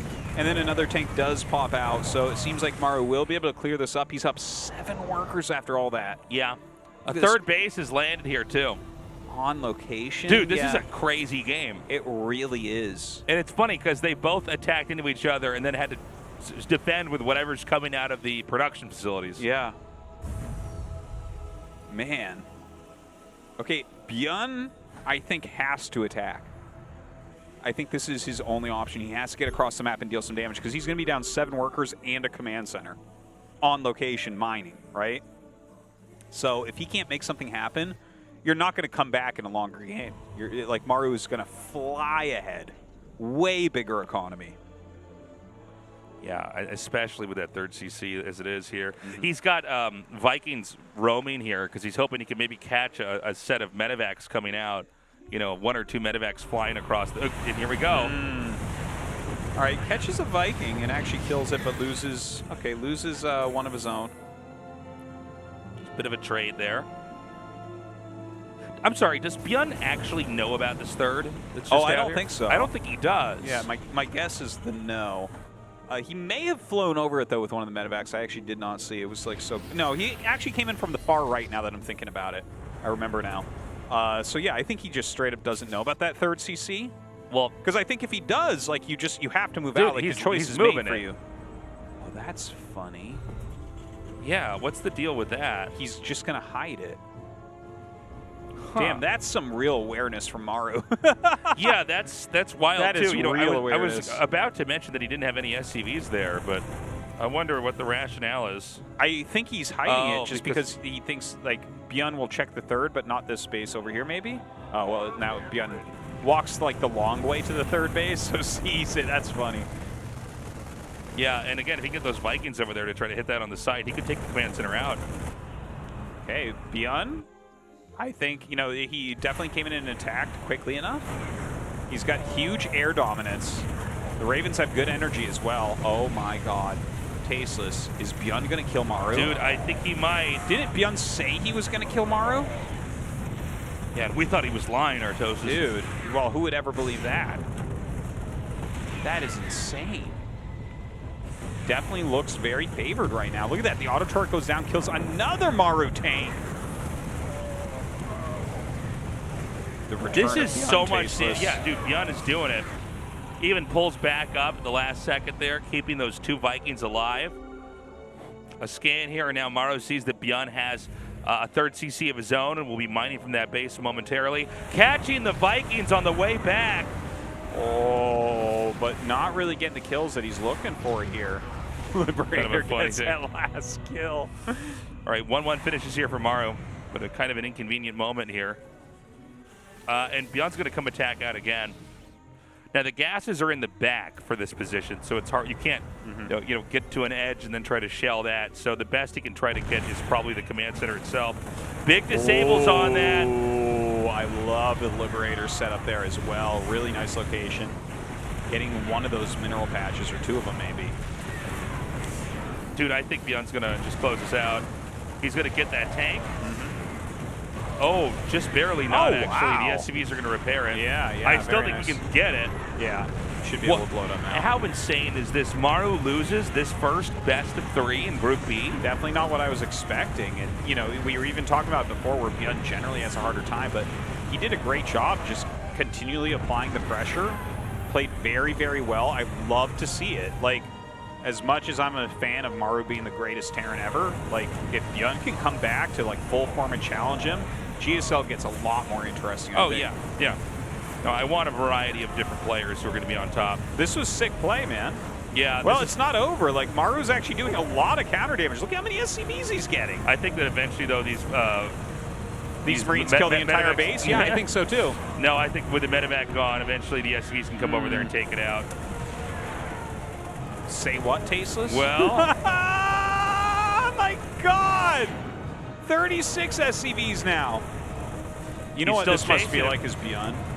Oh, I would be so tilted. Terran is so imbalanced. I'd be fuming, man. Another Medivac coming out here. Hold on. 7 kills on this guy. There's only 17 SCVs in this game for ByuN. There's 37 here.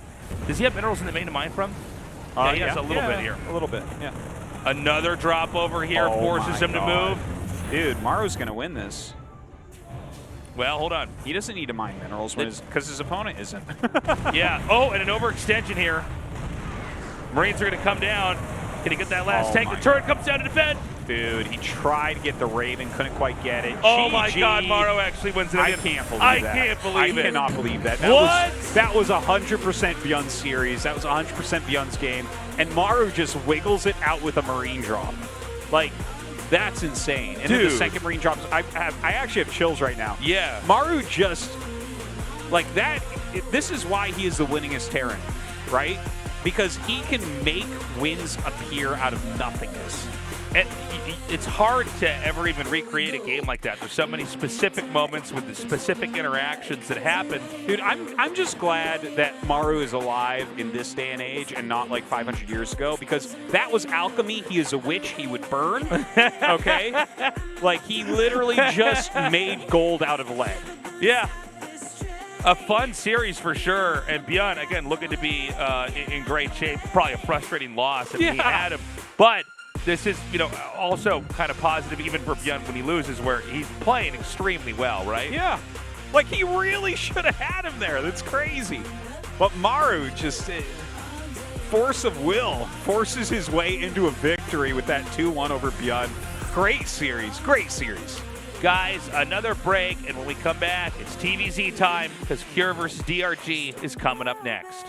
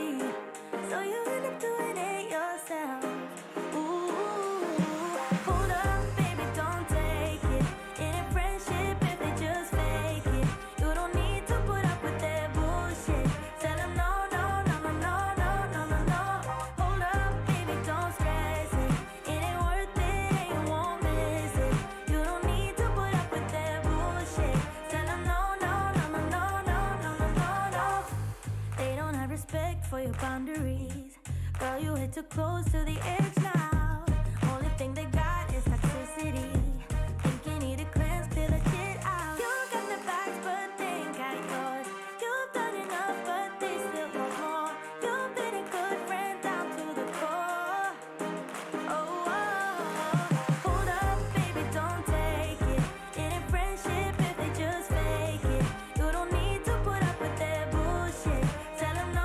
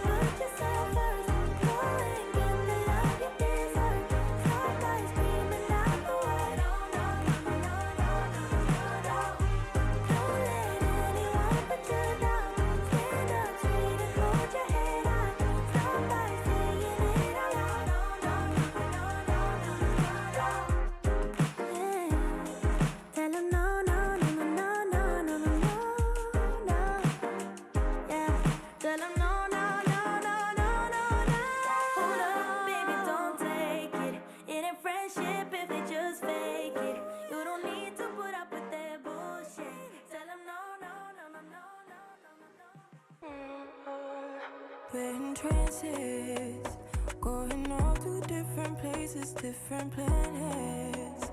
Watch your aura pass me by, losing balance.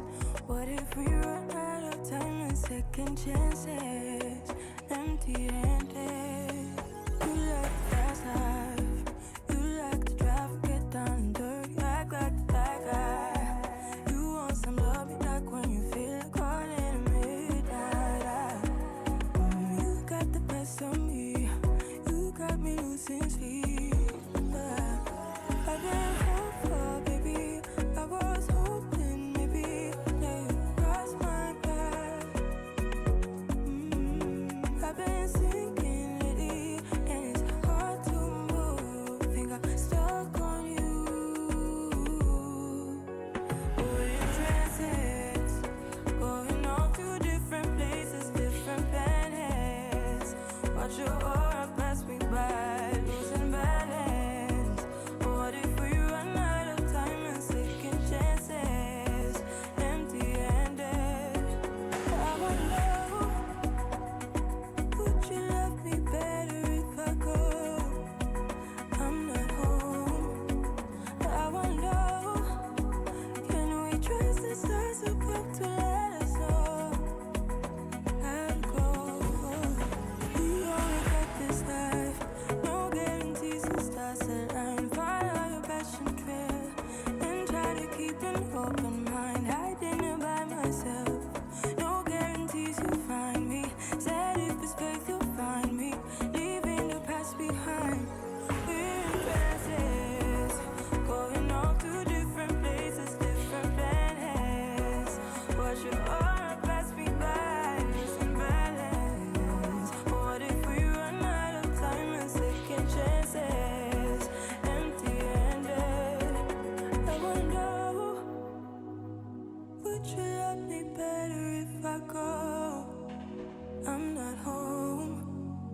I wanna know, can we trust the stars above to let us know? I'd go. Whoa.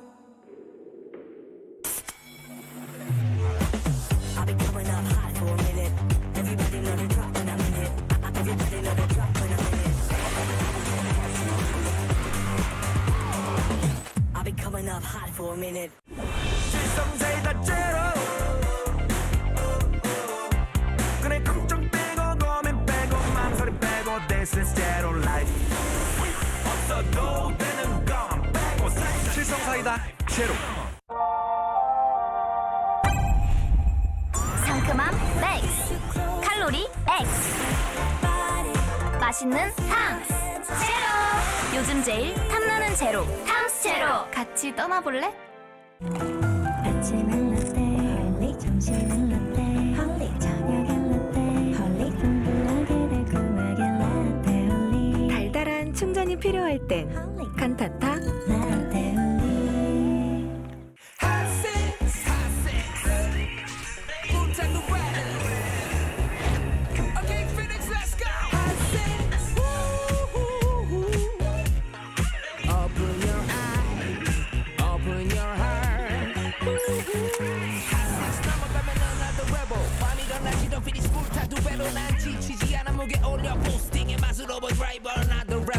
어제 쓰러져도 다시 높여내 시벨 칼로리 제로 뛰어 피곤한 날 리셋 버핏 심장을 뛰게 해 이러니 버킷 리스트 핫세스 날 다시 깨우는 마법같이 핫세스 온몸에 그 강한 짜릿함이 핫세스 피닉스 마법같이 핫세스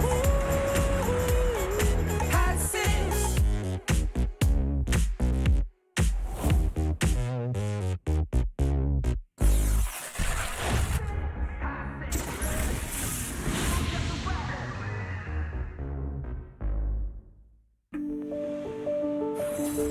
Today's matchup. Maru. Cure. Creator. DRG. ByuN. Round of 10. Group B.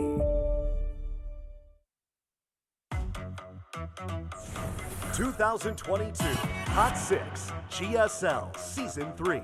Welcome back, everybody. Dude, what a hell of a series, man. Yeah.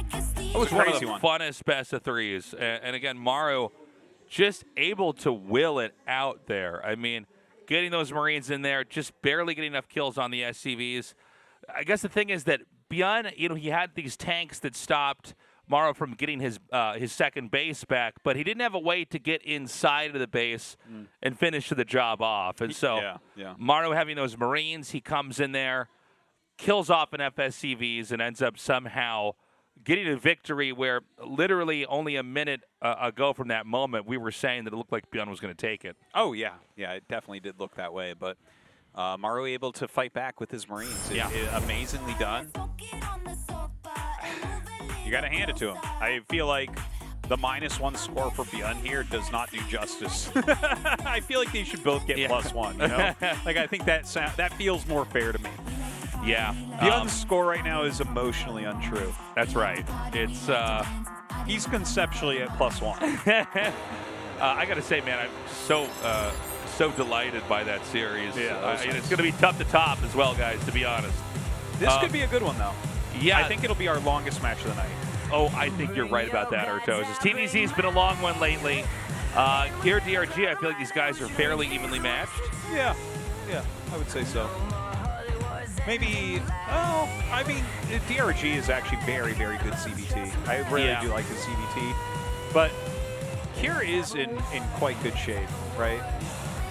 Won his GSL not too long ago.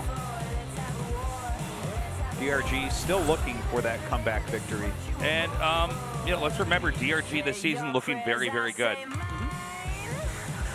So, I mean, it's going to be interesting to see, how far he can go. Of course, he did have that incredible victory over Rainer, kind of, to I'm sure, the sadness of everybody who watches our show. Yeah. I was surprised, too, guys. I'm like, oh, Rainer gets out immediately? Okay. This is... that was not in the script. But yeah, this is going to be an interesting one. I think it's probably going to go to game 3. I don't know if there really is a favorite here. I just thought of this, though. Yeah. Rainer was probably the youngest player in GSL this season. I don't know that for sure, but probably. Oh, probably. Yeah. And then DRG is the oldest player in GSL. Oh, how funny. Isn't that interesting? Day to see, guys, for map 1. Let's go.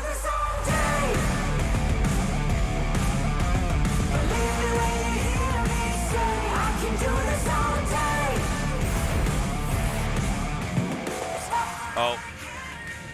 Why does this keep happening today? Well, it's data C. This is a great map to do this on. Sure. Because this is the map where it's like just too long. You know, where it's like this is the best Zerg map for Terran, I think. Yeah. It looks really, really hard. I do like Gumiho's approach of like just skipping going by on a map like this, right? Okay, Proxy's a barracks there. I'm sorry, is it 2 SCVs or 3? He does have 2, but they went like different directions, kind of. No, I guess he does actually follow it up. Never mind. And it is hatchery first.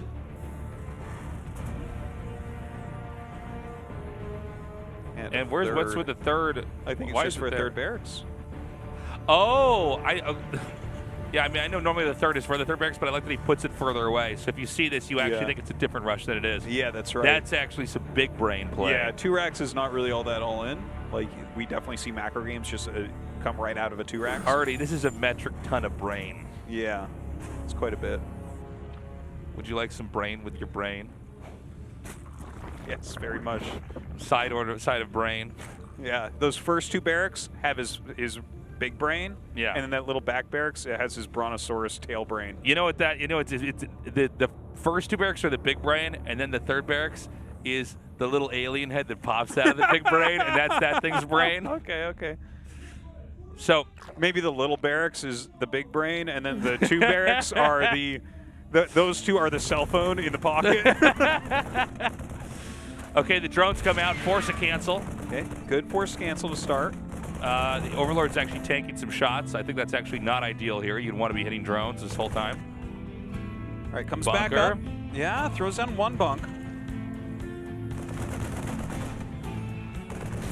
Well, only one bunker gets started, so that's something at least.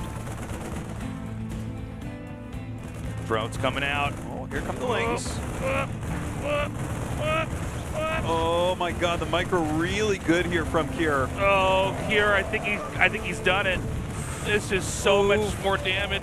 Yeah, that's a lot of drones falling right now, and with 3 barracks follow-up, oh my God, I don't think this is going to get much better. SCV goes down, so no repair. But we don't have like a spine or anything here either. Oh yeah, that's actually a So good now point. it's just like queen defense. And against 3 racks, okay, he's trying to go after it. Dude, great micro from Cure, just runs back. Dude, GG, Cure takes it. Well, Big brains.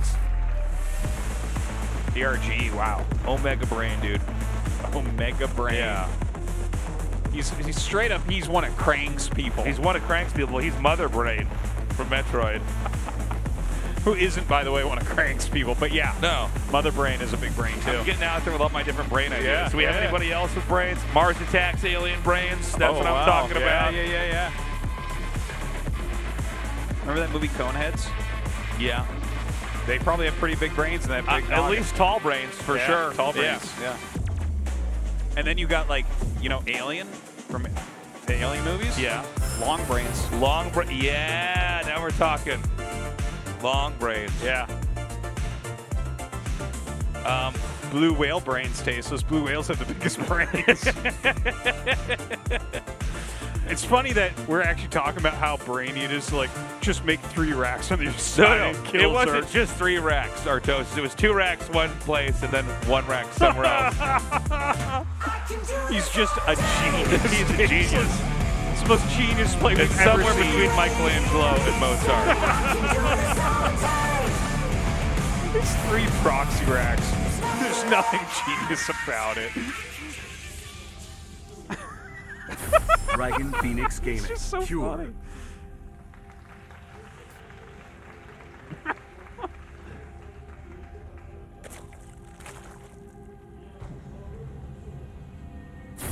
Team NV. DRG. It rhymes. You know, octopuses can fold their brains. Really? Yeah.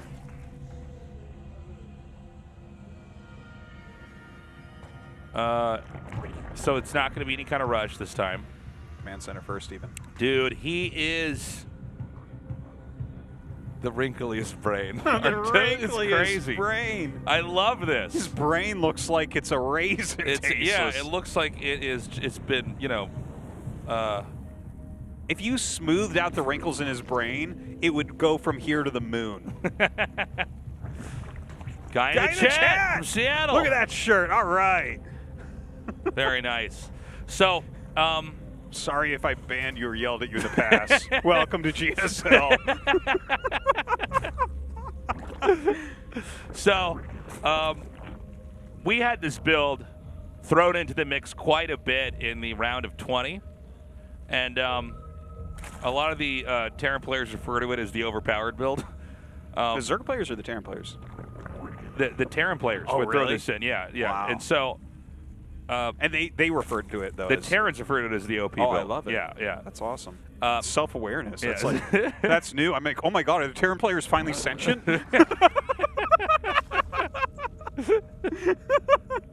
So, we actually saw this trend in ASL, which is the StarCraft one, like the sister tournament to the GSL.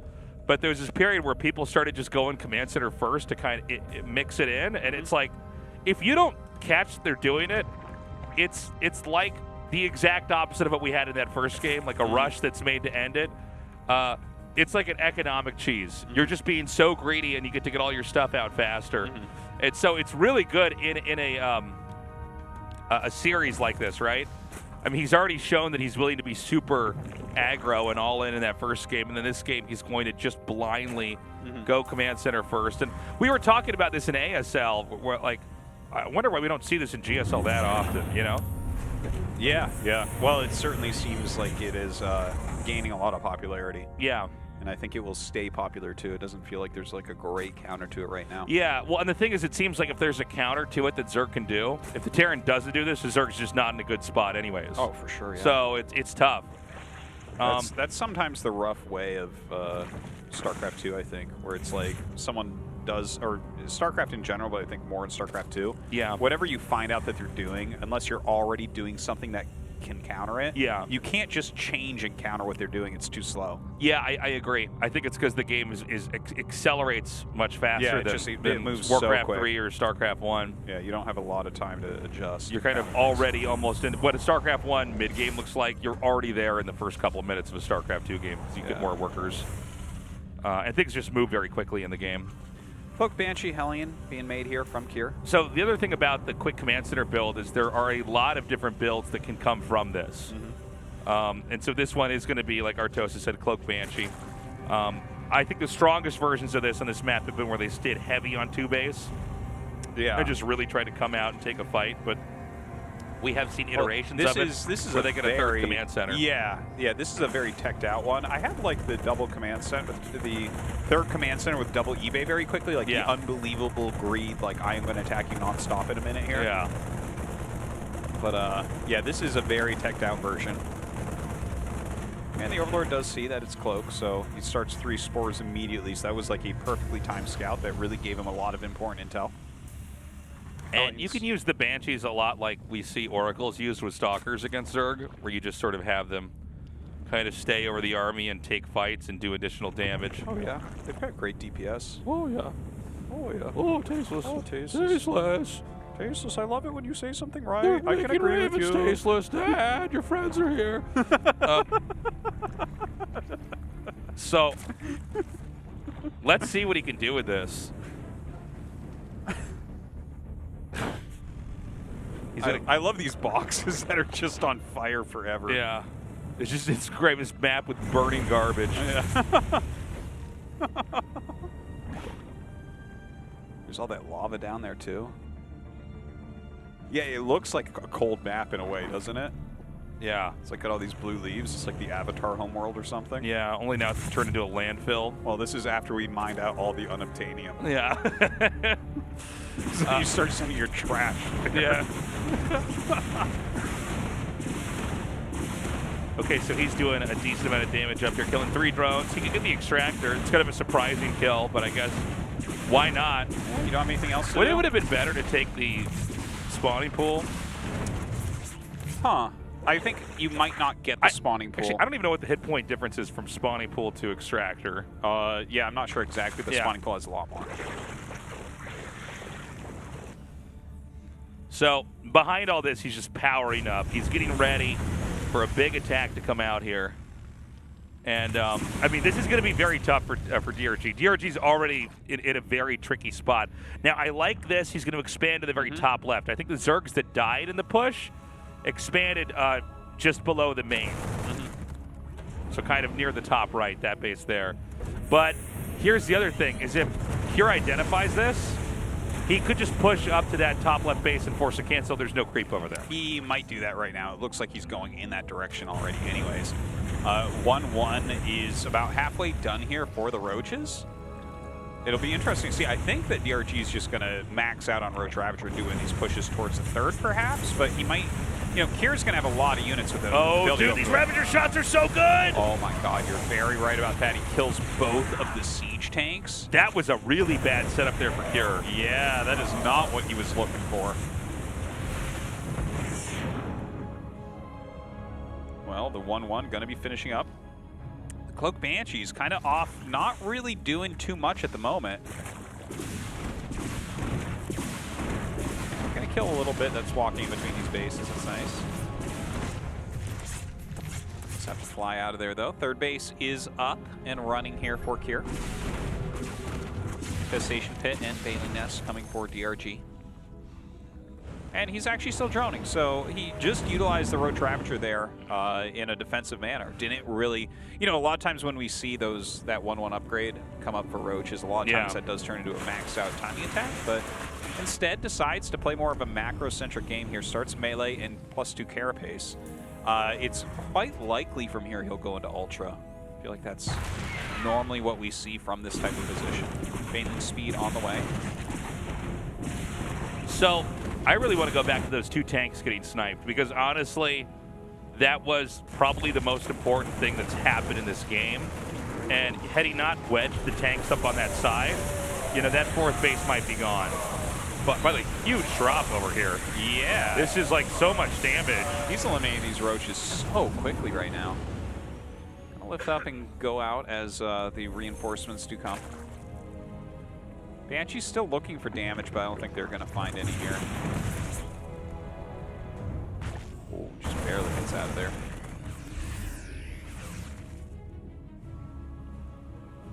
Well, the powering is going to continue onwards here. When you have this many Roach Ravager, you do eventually have to try to engage with it, engage the Terran with it. It's not something you can really sit on for very long. It's still Zerg on 4 bases, and you know, one thing that we also got to explore a little bit of on the map, on this map in the round of 20, was that there aren't that many places for Zerg to go to, like the previous map as an example. Yeah, I guess you're quite right. We were talking about that the other day, where like 3 o'clock and 9 o'clock, those are pretty far out there. A little bit hard to end up taking those. Now Hive has done some Vipers on the way, as well as that Adrenal. And here, oh yeah, dragging him back into some tank fire, not too bad. This little harassment force, not going to do much. I do want to see if he's going to throw down that Ultralisk Cavern I was talking about before, because we haven't actually seen any tech buildings here for the Hive. Like no lurker den for those upgrades, no, you know, no Ultralisk Cavern as of yet. Of course, no Spire has been made, so we can't have a Greater Spire or anything like that. Not that you would want that here. Okay, he's going to send this one set of medevacs up here. One medevac is like the Fall Man medevac. Yeah, it's got one Marine in it. Yeah. But he's really going to be trying to push at the top left. So he's trying to really pull the Zerg apart. Now keep in mind that it's Roach Ravager, so you don't really get punished if you have to pick up. It's not like Bulisks can chase you and kill you. Yeah. So he can like wait for another opportunity and jump in there again. Yeah. The Ultros Cavern is about to finish here. But what I would like to see, because what DRG is doing actually kind of reminds me a little bit of how Dark sometimes plays this matchup. And the big issue is if you don't get the Spire at a good time. Like, you can see a lot go wrong. Now, ooh, those are some great blinding clouds. Look at that, 4 siege tanks picked off just about for free. Beautifully done there from DRG. Yeah, Terran gonna have to pull way back over here. Can he get the SCVs? Oh, I think so. The Baneley's coming in from the side there. Yeah, gets a little bit over a dozen. Some good connections onto the army as well. Biles go down and mostly hit DRG's army. He's gonna lose that command center. Yeah, he might. A few more Biles and he could get it. He actually doesn't send the Biles onto the command center, so the command center might end up living. We'll see. Well, let's see how this fight goes over here. Well, that Bio is going to race these roaches, but more Lings coming down to help out. Oh, he got it. Yeah. It's looking worse and worse here for Kira. I think we're going to go to a game 3, man. For sure. This game is pretty done, I would say. Well, I think especially when Zerg just gets a few of these Ultralisks out and then just targets either the natural or the 6 o'clock spot. Well, the Ultras are going to add so much tankiness to his army. Yeah. Like Ling Bane Ultra at this point. And it's going to be 3 carapace, 2 melee. That's insane upgrades, man. With your chitinous. Now, Terran's going to try to push in again. Not going to have much success on the ground. Not any real way to try to drop in here. Oh, maybe he'll get a cancel on that. Okay, not bad. A little bit of lost money there. But as the Zerg has these last few Banes and Zerglings hatch, he should just have like this wrecking ball that's going to roll right through here and probably kill everything off. Yeah, I think he's just waiting for that +3 carapace. It's just about to finish. Here we go. Damn, DRG coming through now. There's a big counterattack here. This opened up with the command center first as well. Yeah, but I think he messed the push up when he lost the tanks. You can't do that. Yeah. The tanks would allow you to get the extra damage out. Yeah. They need to help you grind down that Roach Ravager. Yeah. Make it hard for it to engage, but when he gets them basically for free there with Biles, definitely not the right thing. Yeah, and this is just too much. Now, there is a smaller Terran army that's coming through now. But I just can't, yeah, there it is, GG. I can't imagine over time that army doing the same kind of damage the Zerg's doing to the Terran. So, yeah, man, I mean, it's great when you get your build off, but you got to make sure you execute your attack with it. And I think seeing those 2 tanks instant get killed by the Ravager Biles, yeah, that is it was the definitely dream. an important moment. That is the dream for sure. Yeah, like it was a teched out command center first build, so you needed your tech to do something for Right. you. And I mean, when you're losing 2 tanks there, when you're trying to push the 4th base, it doesn't have creep on it because they're too close to the wall and Biles hit them instantly. That's rough, but a great capitalization by DRG to be able to do that. He macroed really fantastically. It was a very well laid out strategy as well. I like the switch into melee, getting up into those ultras as well. Very robust play. Well, I don't know who's going to take this now. I'm actually most interested in seeing what opening Cure is going to use here. He's Yeah. gone from pure greed to an impure cheese. What does he have in store for us on the map, Waterfall? Let's find out now. I can do this all day. Believe me when you hear me say I can do this all day. There's nothing that I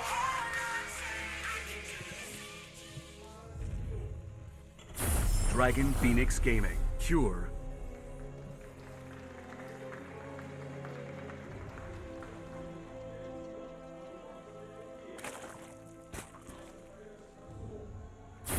Team NV. DRG.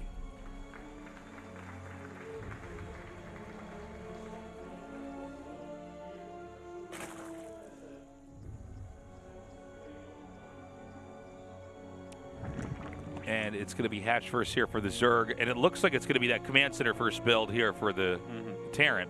Yeah. Most certainly it is. And we just don't know what iteration of the command center first build it's going to be. And for Zerg, I mean, we're way too far out to really know what the Zerg's plans are. honestly, I want to see a more biocentric version, like Me a double too. eBay version. Yeah. Especially when you look at the map waterfall, right? Feels a little bit more close together. Yeah. Like after Zerg takes 4 bases, you're really in the center for more bases. Yeah. Right? So if you're like really piling on the units and just kind of denying those, I think that's going to work out well for Kier. Let's also keep in mind that, you know, most Zergs are probably aware they don't want to be in a really long game on a map like this. So they may, the Zerg could very well elect to like do something to try to not make the game long, you know? Okay. Yeah, well, I guess if you're going to go for a longer game, I would like to see it be like a lurker-based game. Okay. Like go maybe Lingbane Hydra into Lurker Viper type thing. Because then even if you're on lower bases, you can kind of grind your way back in. Other than that, actually, the type of play that DRG used last game, I think, is not too bad, right? 1-1 Roach Ravager into the Lingbane, into the Ultras. Sure. I think that's a reasonable approach. But, you know, if it is a more bio-heavy with the quick upgrade Command Center first build, I could see that holding the very first push being a lot harder than what we saw last game. So we've got 4 links coming up now, and we have 1 Marine out. So, you know, we can't have any SCVs on the low ground here and keep them safe. And so he's going to insta-lift this up, try to do a little bit of damage. Maybe go for that SCV. The SCV is going to be used to scout, and the links are going to chase that down here. Starport started. Tech Lab added here as well, and Hellions are being produced Exactly in the pairs. same as last game. Yeah, yeah. Well, I mean, I feel like I've already talked about it too much, but, you know, you do these 2-base builds, just make sure you actually have your tanks somewhere they can't just get them. And you should be able to, over time, do a lot of damage. Oh! Concussive. Oh. Yeah, bit different here. Okay. Is this going to turn into Hellbat? Oh, well, we need an armory for that. Yeah. But that could come in a little bit here. Yeah, I guess you could just do a Marauder, a Hellbat rush. Now, when we cast it, it always loses, but yeah, I've seen it work elsewhere. Oh, Fusion Core. Oh my God. This is very weird. This is a very weird build. I wonder if this is a little bit inspired. Dude, okay, so Marauders with Concussive Shell, lots of Hellions, Medevac, Viking to push away the Overlords. The Viking makes a lot of sense here. Well, especially with the build, you know, this is probably not what the Zerg's expecting at all. No. How could he expect it? What is it? I mean, obviously he's going to go Battlecruiser, right? So is it... Wait a minute. Okay, I think I have an idea of what this might be, Tasteless. I think you save the Marauders in the Medevac, and you have the Hellions. Oh God, he's going to go right now. I was going to say you could meet up with the fusion, with the BC, and like just stop the Queens from kiting with the concussive. But I guess that's not what we're going to see here. Just walking right in, taking out some of these creep tumors. Oh my God, goes right up into this natural. Oh, jeez. Marauders seem a little bit isolated. Medevac way far back there. Not really bringing that forward. Yeah, this Medevac needs to heal this army. What am I seeing here? Yeah, he's not doing anything with it. Like, if you bring it close, the Queens will probably target it, but feels like you should have brought it close a little bit earlier. Now, I think that this was not a huge deal on either side. Now he starts an armory? And he has a fusion core and he hasn't done anything with it. Did he make that by mistake? Was that supposed to be an armory? You know what, Tasteless? I think it was. It was. Which makes a lot more sense. Yeah, because okay. That's why we're talking like, what is this? you know, like what possibly is this? So yeah, I think you're right. He probably just has fusion core and armory on buttons next to each other and he misclicked it. Yeah, okay. So instead of having Hellbats there, he just had Hellions. Instead of us trying to understand, you know, he'll warp the battlecruiser in there up at the front with the push. Well, I was trying to come up with something where like the Queens now can't kite the battlecruiser because you dropped the Marauders, but of course you had to have the Hellions to protect the Marauders from the Lings. And I'm like, wow, this is really weird. So not only did he mess the build up, but he also executed it poorly, even without the ability to turn them into Hellbats. It wasn't healing the Marauders with the Medevac. Swamp Thing brain. Swamp Thing brain? Yeah. I never read Swamp Thing. Did he have a bad brain? Well, I mean, isn't he just muck from a swamp? He seems to me to just be stupid. I don't know. I don't know. I don't even remember, honestly. I saw Swamp Thing as like a kid. It didn't have like a live action version of that when we were kids? Well, there's a movie. Okay, here comes Hellbat coming in here. Yeah. He's like, at least let give me the satisfaction. Well, this game, I feel like, is almost over, man. This is so bad right now. Keep in mind, he's been making Hellions and Marauders the whole time. He just lost everything in that attack. Yeah. He's down in workers. Yeah. Oh, God. DRG is going to end this. I think so. This was tragic it's way a to huge, go down. A huge mistake. Just getting the wrong building. All right. He's just going to spill right in here. Get right on top of that depot so it can't close. Oh, man. A lot of going down. This is game. Fury is dead. Yeah. Wow, we don't see people mess up this badly in GSL, but just completely the wrong building. Yeah, I mean, it's just, yeah. I mean, I guess we're going to get quite a range of types of games here. 32 workers have already been killed off, and yeah, that's Fury is looking very defeated right now. Like, I guess he can go do a counterattack, but that's it. There's really nothing left for him here. Yeah. And, I mean, there's not much to this for DRG, you know? Yeah. He just got his economy to where he needed it to be. He's on his 4 bases. He can make Lings plus 1 attack. Yeah, 75 workers, and he's got 1/1, so, and Baneling speed already. If he just makes a tunneling Bane, he's going to be fine and win this game.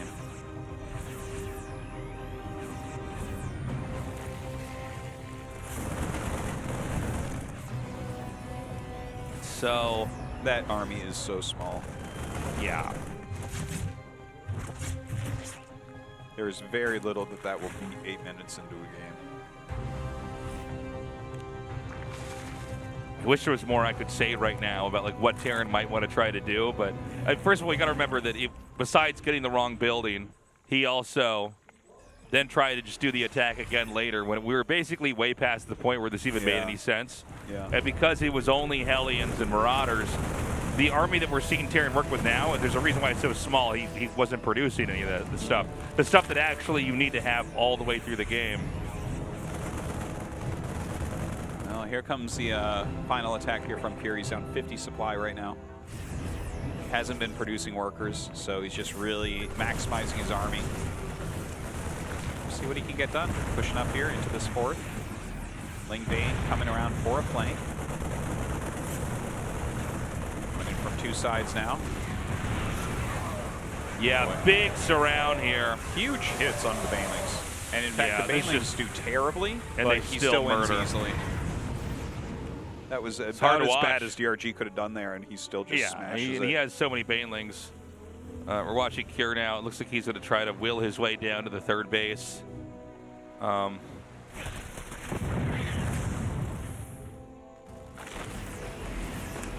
he's still not making SCVs. He's on 29 workers this entire time. Not entirely sure why we're still in here. Okay, there we go. End it. All right. Kill it with fire. Yeah, that was a very fast TVZ series. Yeah. Well, we never really got to the kind of long games we were supposed to have here. And ultimately, DRG comes out on top. Big victory there. Even with Cure doing that cheese in that first game, getting his quick command center builds off right away. He wasn't able to make the quick command center builds work. Yeah. Which, again, seem to be so strong right now, but... Well, he had very teched out versions of them, and both of them he had executional errors. Sure. But C-Chanks being too close to the wall was certainly one in game number 2, and then this last one, making a fusion core instead of an armory. Yeah. I mean, that's... When that happens, you just shake your head. I mean, it happens to everyone sometimes where, like, either a building doesn't make or it's the wrong building. All right, guys, up next, Maru versus Creator for our next best of 3.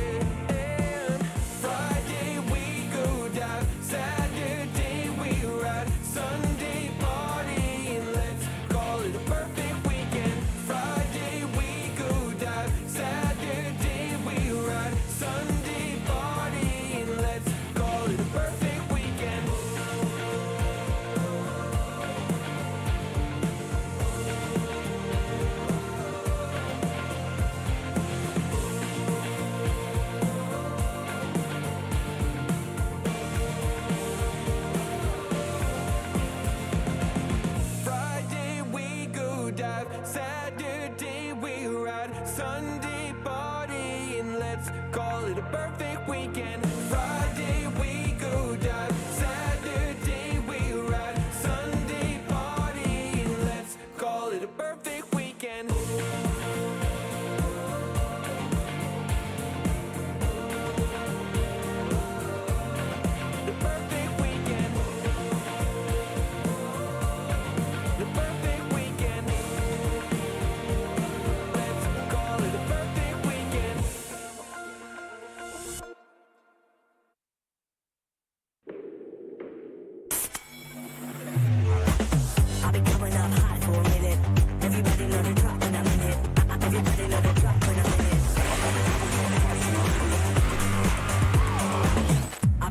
love hot for a minute.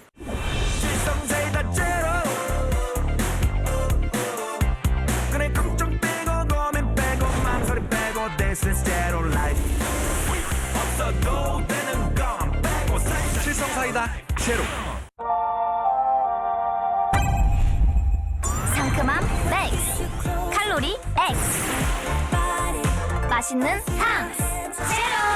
요즘 제일 탐나는 제로 탐스 제로. 같이 떠나볼래? 아침엔 라떼 홀릭 점심엔 라떼 홀릭 저녁엔 라떼 홀릭 둥글하게 달콤하게 라떼 홀릭 달달한 충전이 필요할 땐 칸타타. 라떼 홀릭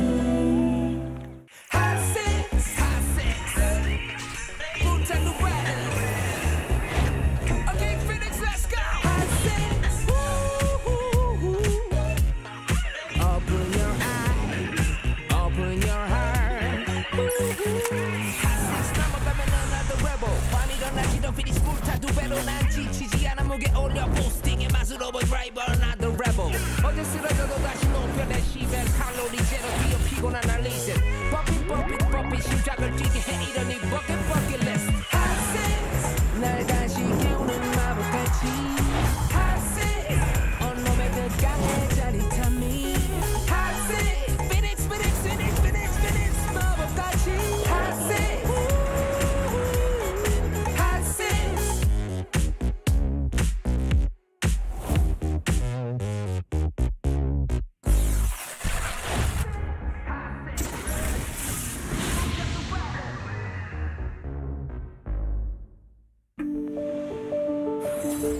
Today's matchup. Maru. Cure. Creator. DRG. ByuN. Round of 10. Group B.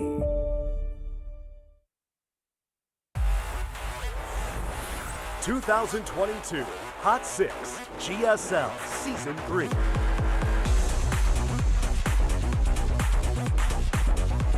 Welcome back, everyone. Kind of a weird ending to that best of 3, huh? We had a That was the a first train wreck ever, of a game. from what I've seen or casted. Command Center first into Hellbat Rush. Only he didn't make the armory. I mean, we don't almost ever have games where people die out like that, where they just didn't make the right building. Yeah. But, I mean, it happens to me. When I play, I'll be like, oh, I made 2 of these, or you know what I mean? Yeah, it happens. It happens. It'll happen to, I think, anybody if, they played enough, but it's funny to see it happen in an actual GSL match. Yeah. For people trying to survive into the round of 6. Still not used to saying that. I know. It doesn't roll off the tongue. It doesn't feel natural when I say it. Up next, we've got Maru versus Creator. And I'm a little worried for Creator here because Maru looked so good. Sure. And I mean, he always looks very, very good. I get it. But, like, he looked insane earlier today. And, Creator, he doesn't look bad, but he's always in this state of, like, kind of trying to overcome himself. Yeah. And when he's playing really well, he looks great. He obviously had to have a lot of PvT preps just for the way this group is. He'll have to still have PvT prep after, a week from now, I mean. But, Maru is just so tough to beat. Yeah, it certainly is Maru favored, especially after taking that one. Look, let's see what Creator can do in this first map. If he can't win on Data C, then, I mean, I don't even know what to tell you anymore. Right? Like, Data C is such a big map. This should be good for him. He did choose it as well, so obviously he's comfortable with it. All right, guys, we're going to go into game number 1. Maru versus Creator starts now.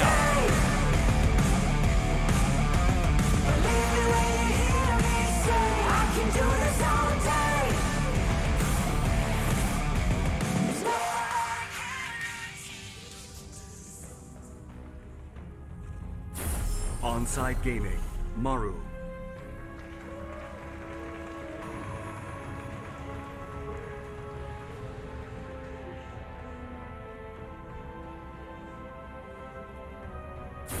Team NV, Creator.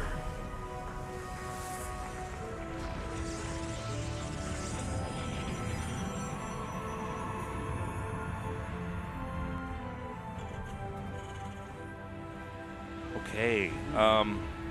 Good to have some PVT here. Creator, he did seem pretty standard. What we saw from him already. Yeah, I feel like we didn't even see that much. Onside supremacy here. So fun having people in the audience again.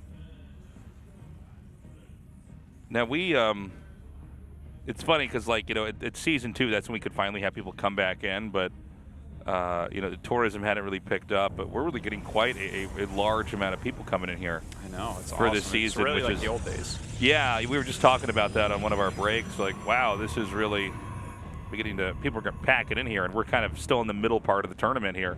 Yeah, and we have more non-Koreans than Koreans in here by far. Yeah. It's like not even close, and like that has actually always been the case for GSL. That's right, man. We always have more non-Koreans. People are walking in here thinking they're an Itaewon right now, but they're not. It's GSL studio, okay? Yeah. But yeah, it's good to have you guys down here. This is fun. In this game, by the way, we're going to have, I think it's a proxied Stargate. All right, that was close. Yeah. Got through with that really prediction. Going to call you out on that, too. Yeah, it was like tasteless. Yeah, 1 base proxy Stargate. Yeah. Now, this is an in-base command center, so Maru's playing very, very carefully. Yeah, this is, it's not, how do I say this? It would be much worse for Maru if the command center was outside of the base, but it's still not, this build that Maru's doing doesn't like counter what's coming. He's just a little bit safer positionally, so we got to wait and see how the interactions go from here. These are like what my dreams are like, Artos. It's just like I'm being chased and I can't get away. I'm punching the Reaper and nothing's happening. I'm always trying to squeeze the trigger on a gun and I just can't do it. I'm like, yeah. I'm too weak or something. It's stuck. I don't know. I'm trying to. For me, I've had ones where I'm trying to hit the brakes in a car I'm in and it can't stop. Yeah. Which is weird because I haven't driven in like over like 10 years. So it's probably 15 actually. Okay. So the Oracle's going to come out here. The Reaper's going to come in again. He doesn't look like he gets to see that much, but what does he actually have to fight the Oracle?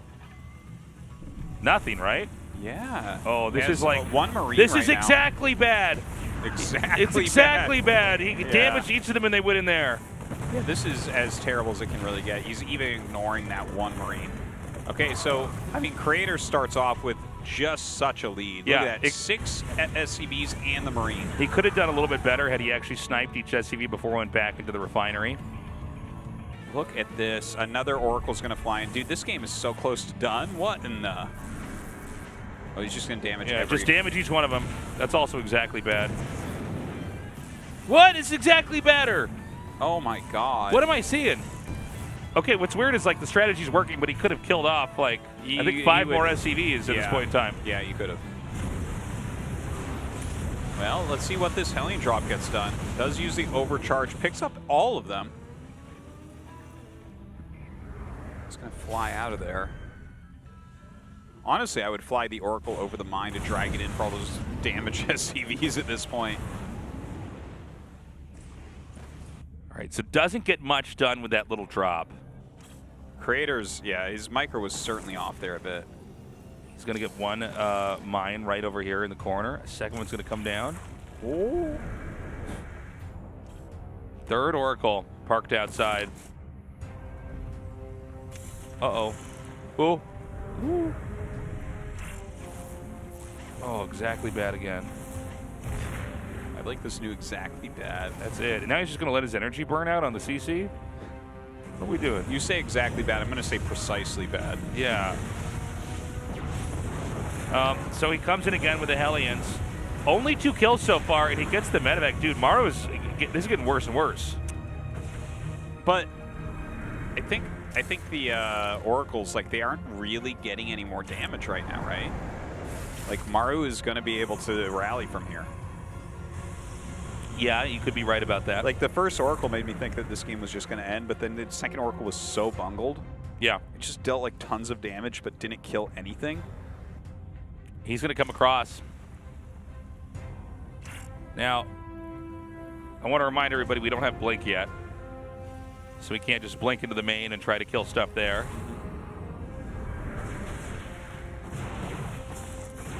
Nice, gets that little mine. Yeah, but there's a bunker up the ramp, so I'm not sure how much. But he can go around it. Yeah, but if you go around, like, you can be surrounded. I guess he could probably do a recall. Oh my God, Okay. that was big right there. All right, a lot of damage SCVs in the natural here. Only a couple stalkers left over. Oh man, going for that stim. That's huge. Is he gonna run out of energy? I think he's runs out of energy. Oh.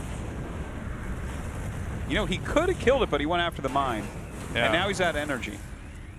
Huh. I feel like this game could have been Creators 2 to 3 times already. Yeah. And he just didn't quite execute correctly with the Oracles. No, it seems like he's had so many moments where the opportunity was given to him to basically, it's all you got to do is control it right.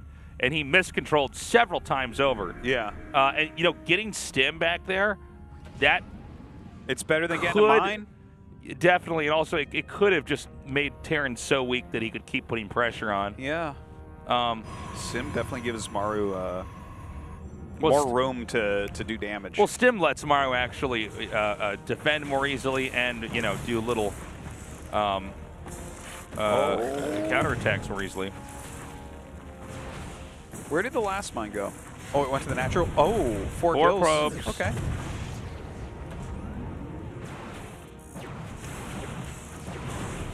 Oh, the last second pickup there. All right, solid defense there at the end. Okay, worker count is pretty close on both sides. Creator with a much bigger army right now, but Maru's strategy kind of plays towards that anyways, right? Where he's going to sacrifice a lot of his army supply for this pressure. Third Nexus finishes up. Yeah, Maru has been really struggling in this game. I really like the build that Creator prepped here. It just now hold on, you know, with Blink's done, he's going to look for an opportunity to come up here.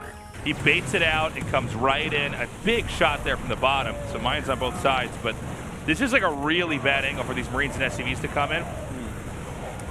Well, nice Blink on top of everything. Ooh, and Creator. GG is called. Dude, this is what happened last season with Maru, where the first day he didn't do as well. Yeah. Where it's like we expect him to just 2-0-2-0, and then I think he actually went 0-2-0. Like, the first day I think he lost his both. Obviously, he did technically beat ByuN, even though we're going to give that to ByuN.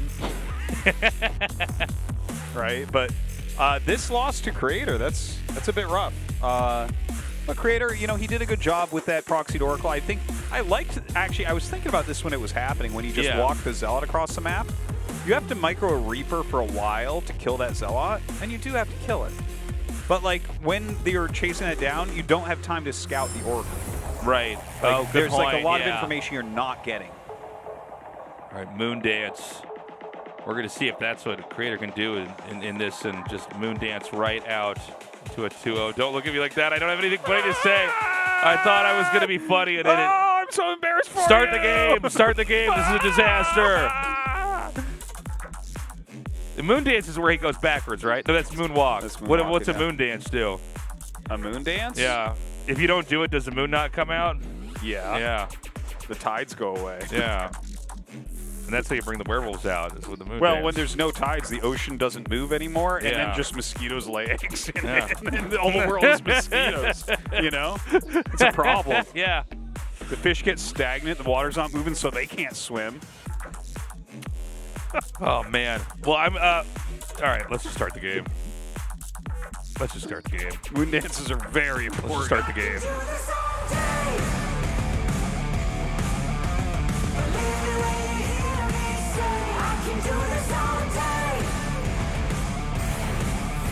See, that's why I got confused.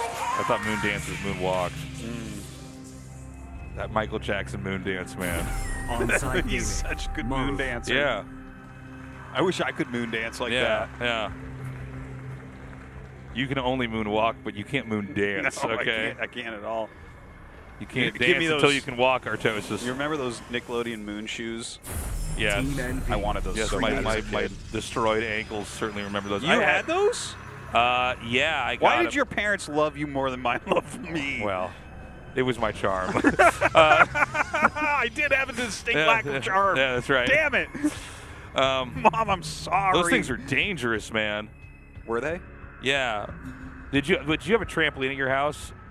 Yeah, my neighbor had a trampoline. That's how I broke my ankle. Yeah, I was okay. Oh no, I knew that. Yeah. Because that's one of those moments where you realize, like, as you get older and you get on a trampoline, you're like, this is insanely dangerous. I can't believe people have these in their backyards and kids just jump on them. Yeah. I have a little kid trampoline. Kids love it. They love it. Yeah? I don't let them bounce together.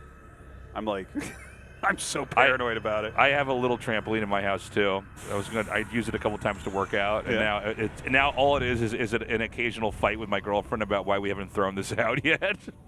Who wants to throw it out, you or her? She wants to throw it out. Yeah. I'm like, well, I mean, I might start working out on this thing again. I might bring this in the living room. I might. You don't know. Did he finish the whole apple? Yeah, I think he did. He's got his energy up, man. He destroyed that apple. Smashed that thing.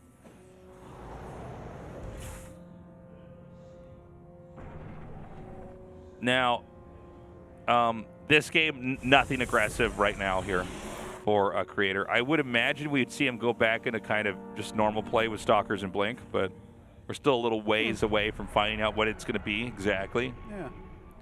I mean, he can still go Stargate like in his main base and everything. Still a very solid build. Let's see here. Oh. So maybe DT based on where this probe is? Oh, yeah, I think you're probably right about that. Maybe not. Yeah. I think I'm right about that. Yeah, you just keep being right. It's crazy. I think the Reaper will go over that bridge. Whoa, yeah, it's a ramp, actually. Yeah, you're actually, your clairvoyance is so good. Yeah, what has happened? Oh, he just wanted to do a quick check, I guess, to see if there was going to be a starport hidden, because this is the timing when that would come. Yeah, still running around. And now the probe's moving down towards the bottom right. Blink started, okay, so maybe it is just like your, standard Stalker Blink build into a third base. Yeah. Or maybe it's into a pressure. We'll see how many gates he actually goes for here. Oh, did the probe just run into the natural? Yeah, it did. Yeah. Just admiring the command center. The way the probe moved up when that bunker, that green bunker light came up, I'm like, whoa, is it going to warp in a bunker? Put a depths in there. Terran's like, no, I'm not. I quit. They have like just a little bit more range while they're inside, too. Imagine that. Okay, so this is going to be a bit of a slower one this time around. Got 2 more gateways coming down. And Robo in here as well. So all very, very normal stuff. Really standard. Yeah, could these Adepts catch this? Hellion! Oh, he's going to go for it. Oh, get up! Could have picked that up maybe, but oh well. Well, you don't really need any more anyways. Does go ahead and kills off the Adept. Zooming in for this mine drop. Okay, he does get the kill on that one. What am I going to come down here now? Good pull away. Bates one probe out there.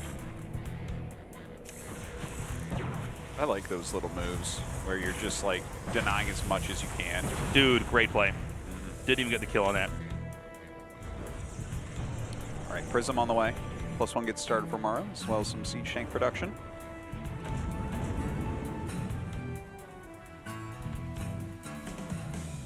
Oh, can he get this?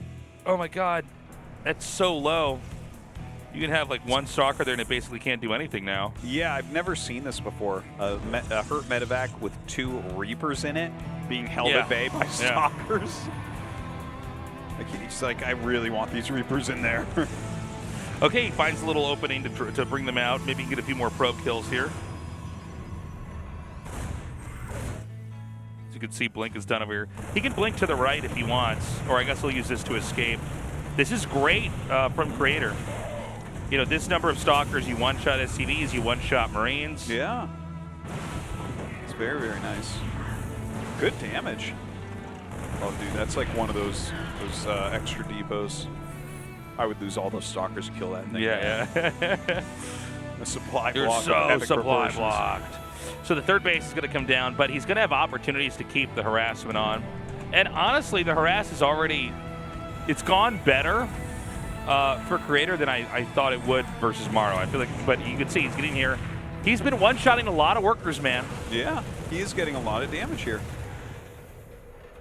No question. Kind of a weird building placement here for Maru. It kind of makes it really easy for the Stalkers to get into the main. All the buildings are connected like a big wall. Yeah. So the Stalkers can kind of be behind it. Yeah, you see that sometimes because it kind of protects the siege tank. Yeah. There's not like really too much on the left for them to do, but I mean, he's picking off the SCVs on that side, so that's nice. Now with Stim almost done, we've got a big drop coming up here with Ravens up to the top. Yeah, this is a strong army for Maru still. And by the way, Storm is about to finish. So this would hit basically right before Storm. And where's the Templar Archives located at? I think the natural.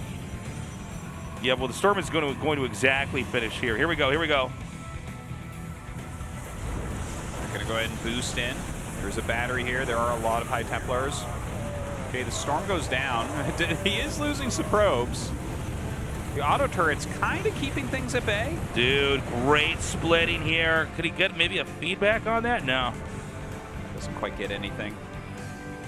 Oh my God. Creator, I think, might 2-0 him, man.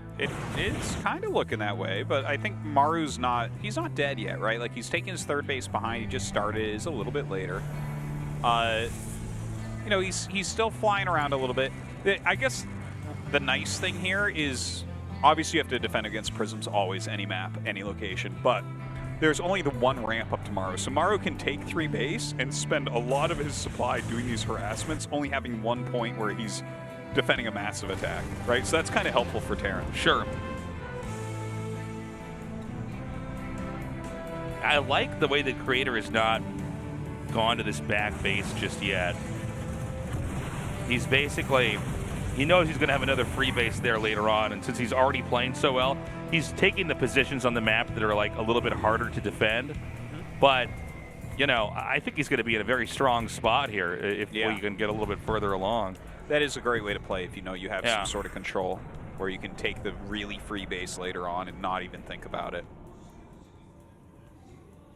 So it does have some probes over there right now. Ghost Academy is coming up as well as that armory. That third CC is finishing just now as well.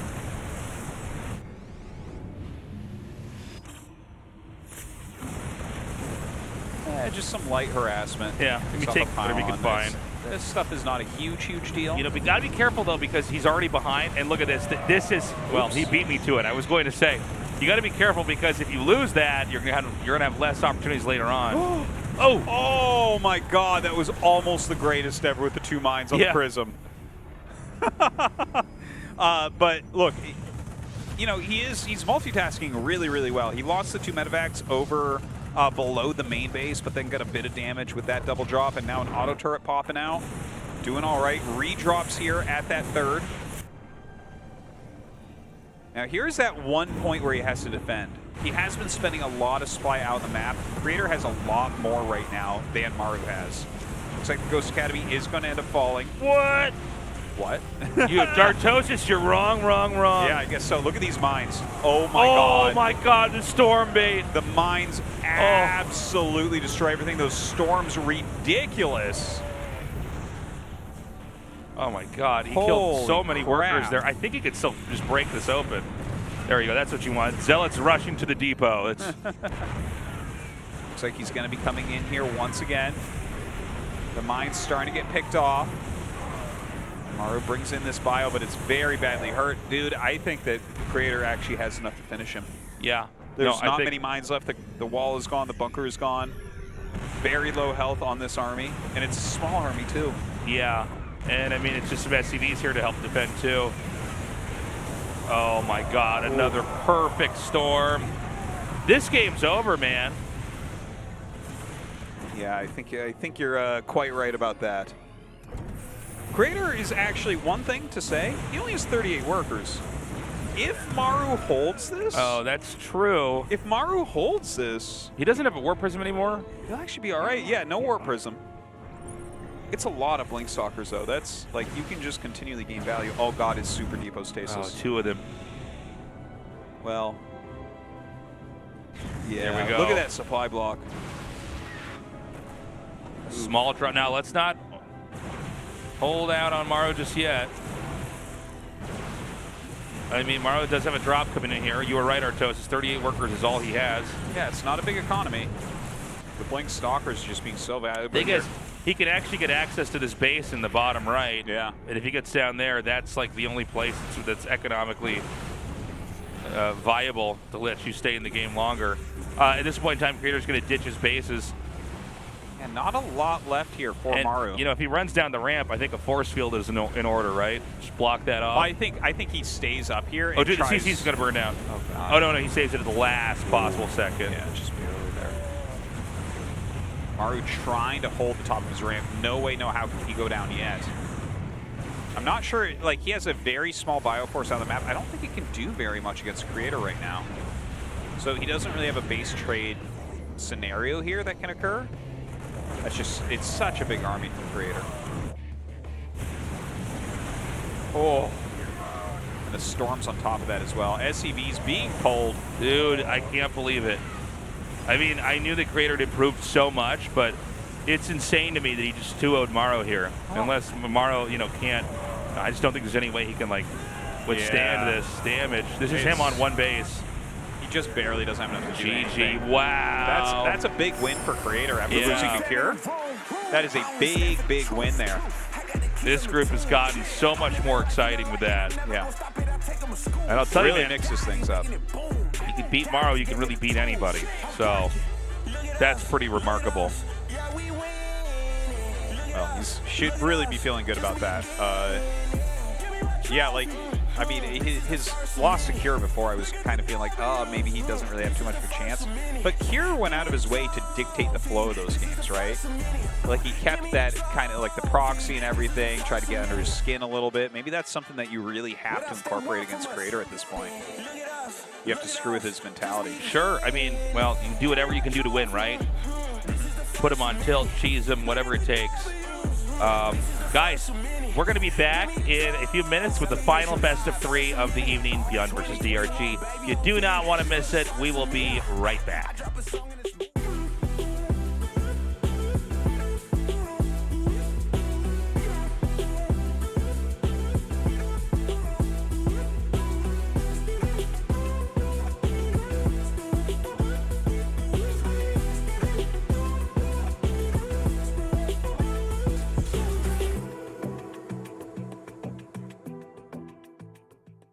Baby, we can go somewhere. We can get away from here. Pick a different atmosphere. Go to outer space and then fall in love with aliens. Leave the human race down there. Please don't be afraid, darling.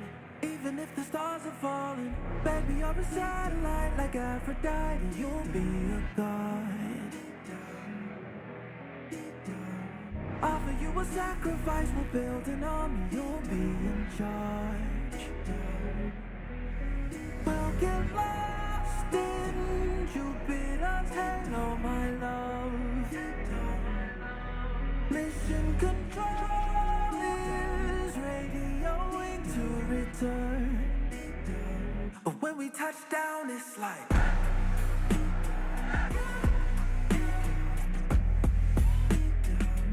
when we touch down, it's like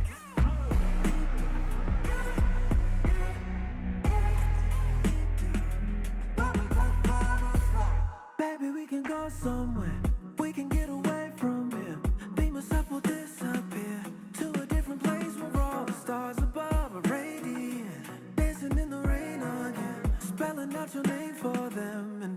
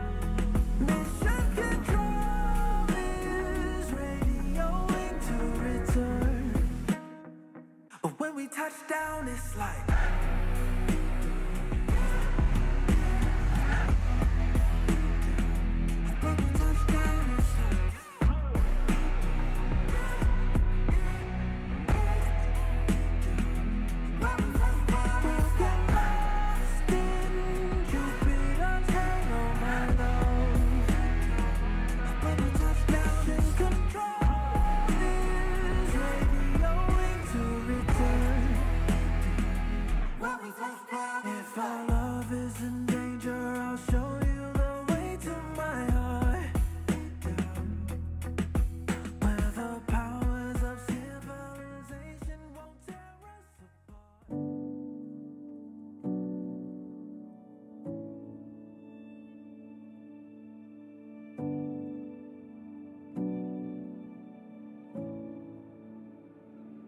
Looking out, the morning air is waiting for us now. Calling to the space between the clouds. There's something beautiful in the quiet we have found. Something beautiful. We will go as far as our feet can take us. Heaven knows the world that we will find. We'll paint the open sky, illuminate the night. You and I,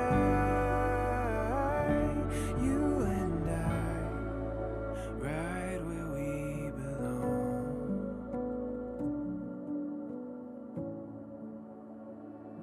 Come alive. Every flower opens in due time. Every season falling in the mystery. There's reason for design, and there's something beautiful. We will go as far as our feet can take us.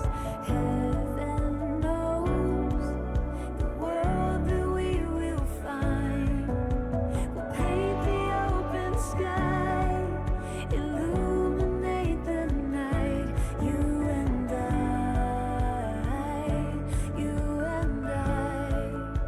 right where we belong.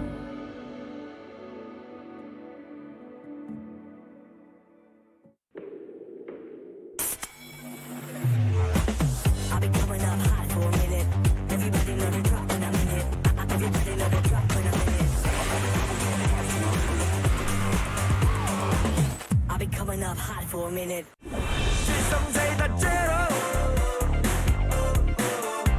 그래 걱정 빼고 고민 빼고 망설임 빼고 This is zero life. 없어도 되는 건 빼고 지성사이다 제로.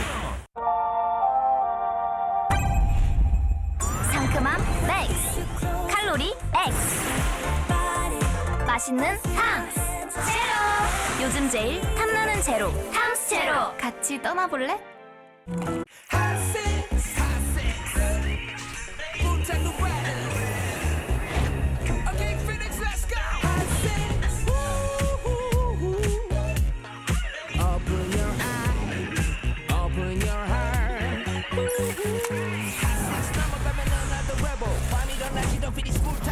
난 지치지 않아 목에 올려 포스팅의 맛으로 본 드라이버 not the rebel.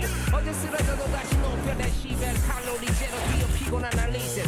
버핏 심장을 뛰게 해 이러니 버킷 리스트. 핫세스 날 다시 깨우는 마법같이 핫세스 온몸에 그 강한 짜릿함이 핫세스 피닉스 마법같이 핫세스.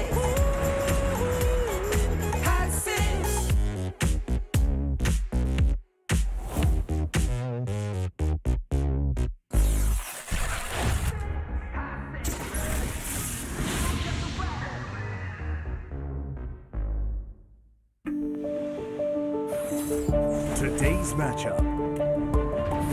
Maru. Cure. Creator. DRG. ByuN. Round of 10. Group B.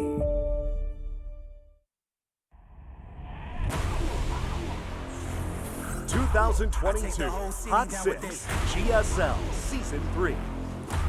I take the whole city down with this. lyrics, man. Wanna be down, wanna dash, wanna go fast, wanna be brave, wanna move like an assassin. Just to be frank, it's I want all those I want all those things. This guy really speaks to me. Yeah. A Tesla would be nice too. I mean, all right, guys, we're almost done with this group. I got to say, it's actually moving faster than I was expecting. This could still be a long series. Again, TBZ is the longest, most dramatic matchup in the game, at least right now with the way it's being played out in the meta. Look at how tight this group ranking is. Yeah, dude. We may actually have to go and like really take a close look at the rules a week from now to figure out who's going to advance. Yeah. If ByuN wins here, then everyone is within a point of each other. Wow. Okay.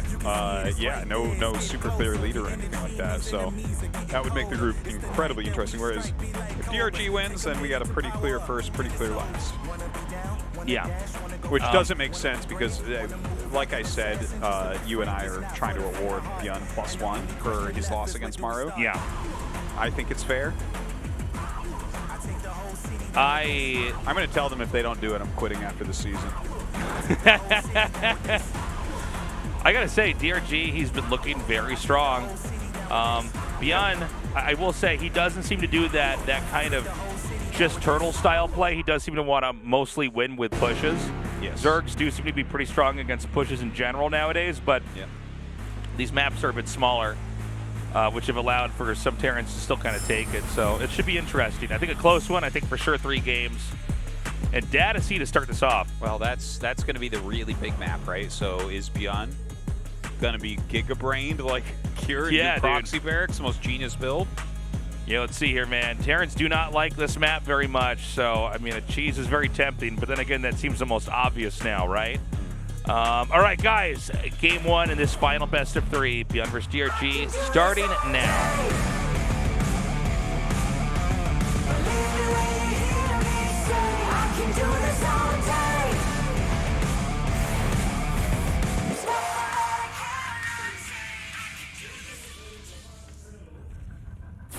Shopify Rebellion, ByuN.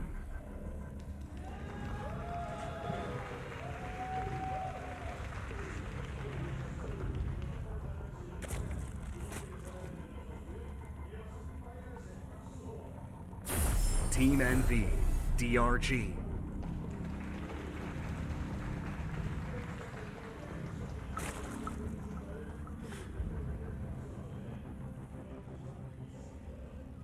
Okay, so Command Center first.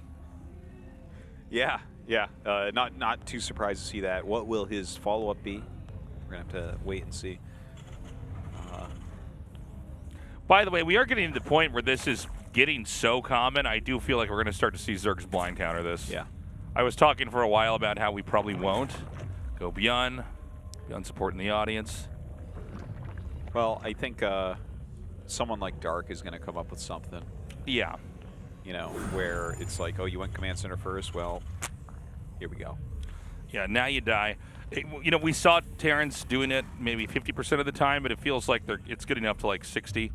Yeah, it's getting up high enough that like there needs to be some counterplay introduced to keep it clean. Like this is a normal metagame thing that happens. Like something comes up that's really strong and it gets more and more and more used, and then people get more practice against it and understand it more, and then they start countering it harder, which makes you rotate out of that. Right.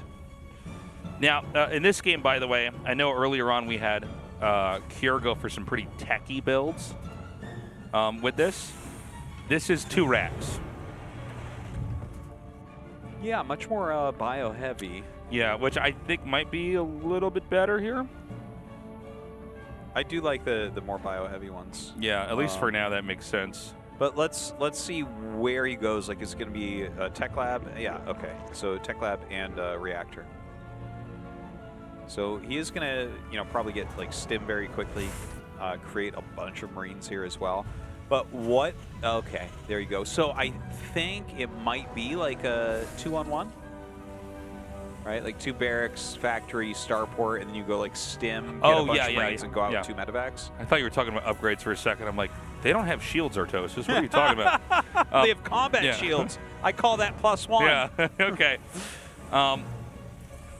I like this build a lot. I think that this gets straight to the point. I don't like these two CC, or the quick CC builds, and then they like also take a third and push. I feel like you have a real opportunity to come in with a back-breaking move if you come out fast enough.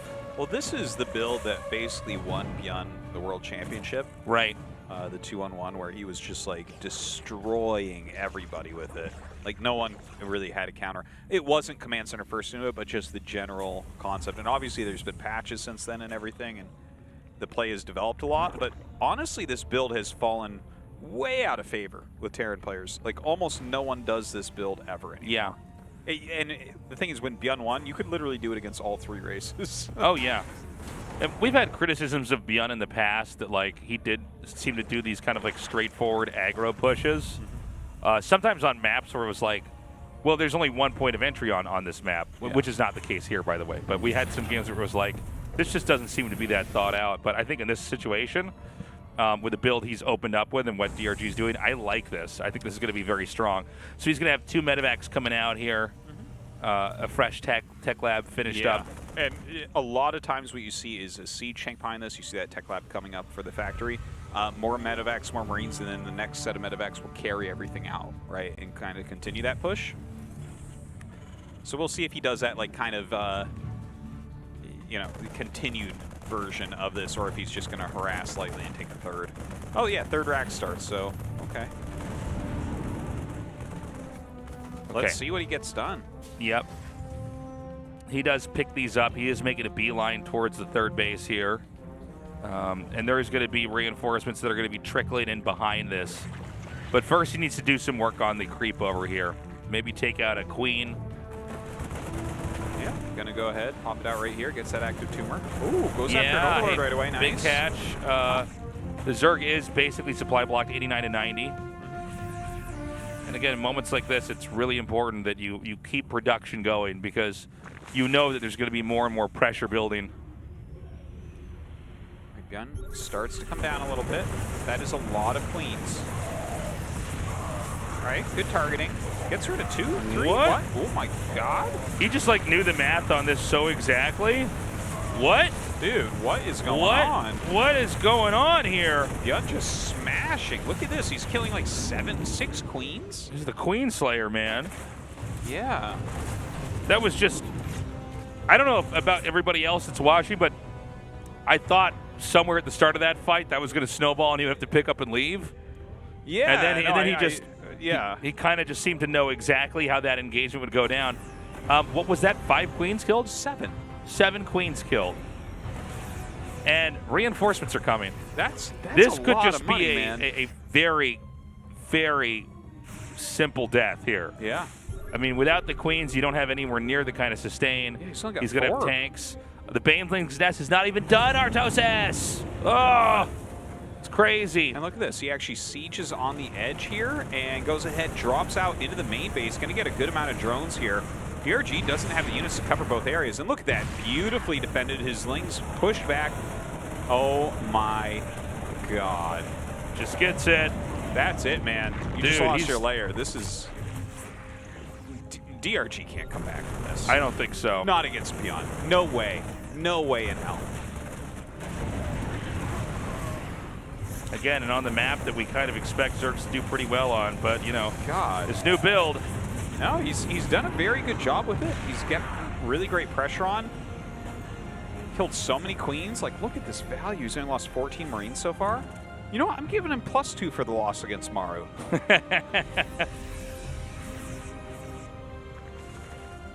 Well, we still need to have the next wave of reinforcements come down here. The layer has started up again, but I mean, this is pretty bad when the layer is going to be this late. Slow Banes here for the foreseeable future. Yeah, you know, that's for sure.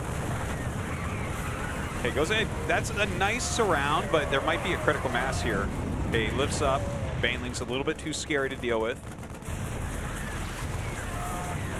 Okay, pulls him away, right back to the safety of the tank. And, you know, that game we saw that Kier lost where the 2 tanks got picked off earlier in that push, I mean, it really goes to show you, if you keep the tanks alive, the damage accumulates so much over time. Yeah, it does.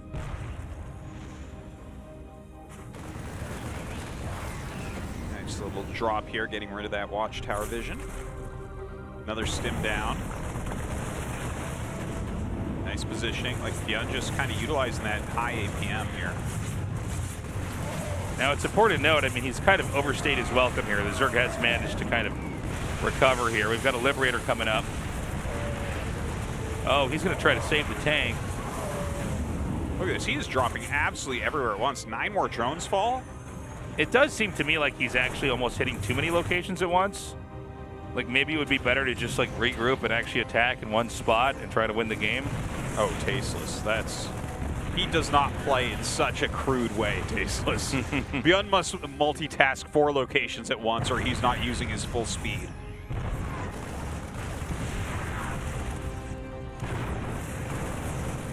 Right, backing up here. It's another nice position there. The Lings do get in and finally kill everything off. He has to lift off with the last remaining Marines. A lot of Lings being made.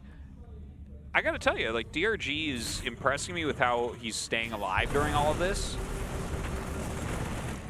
Yeah, but I think part of this is on ByuN because he's just like, yeah, there are moments where it's good to be hitting a couple locations at once. Then there's moments where I think if you've done enough damage from doing that, you then need to go, okay, where do I actually need to hit? It's like he's harassing him to death. Oh, that Queen does get picked off. Marauders in the front to tank. Marines do run back. Oh man, no bailing speed still is so painful. Yeah, it looks funny, you know, this far in the game, and see the banelings being so slow. When the armies are this big, you expect the speed to be done and like the defense to be a bit easier for poor DRG. He's gonna just unload over here again.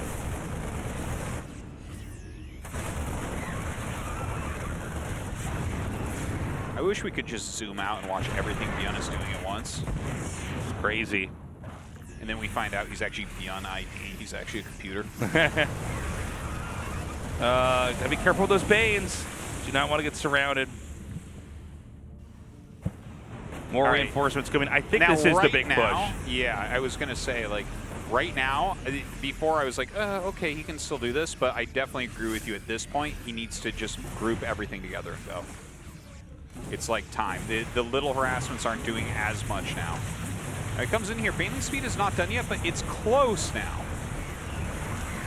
He decides that he doesn't have time away. Oh my wait, what? God, what just happened? Were they burrowed? It's what it felt like? I didn't actually see. Yeah. Well, I definitely heard a Baneling go off, so. Yeah, that hissing sound. I think that's the sound of acid burning through something, through those Marines. It's a very painful way to die. No doubt. Well, I mean, the fourth base is kind of late. You know, I feel like ByuN really had this game and then got almost too complicated with what he's trying to do. Whenever you get a moment like that, you kill the layer, you take out all the queens. In that moment, you've succeeded in the crippling part of the strategy, right? You've hurt them, you've slowed them down, and now you don't need to be having this back and forth and harass style anymore, which I think a lot of people don't appreciate this concept. You need to then go, okay, I need to actually attack him and try to kill him now. Yeah, eventually I should have a lead. Eventually it's more important to group your units together and save them for critical mass. Yeah, because especially as Terran, like ranged units, you really need critical mass on. And instead he was like still trying to hit two to three different areas at once. But I think he's still pretty good here. Hold on, the Baneling's coming in, going after those SCVs. Okay, does not kill that planetary. Does kill some SCVs. Decent defense. Yeah, ByuN still with a smaller group out here. I think he will, you know, force a cancel on this hatchery over here, but I don't think he can actually get up to kill this one. I don't think, not even close. Yeah, not a ton of Banes in here though. What? So many Lings. And both sides have 2-2, so pretty even fight.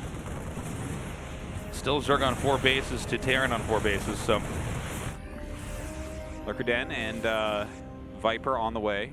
DRG has done a great job staying alive throughout this. ByuN though, now maxed out. Truly, if you do not group up and go now, will you ever?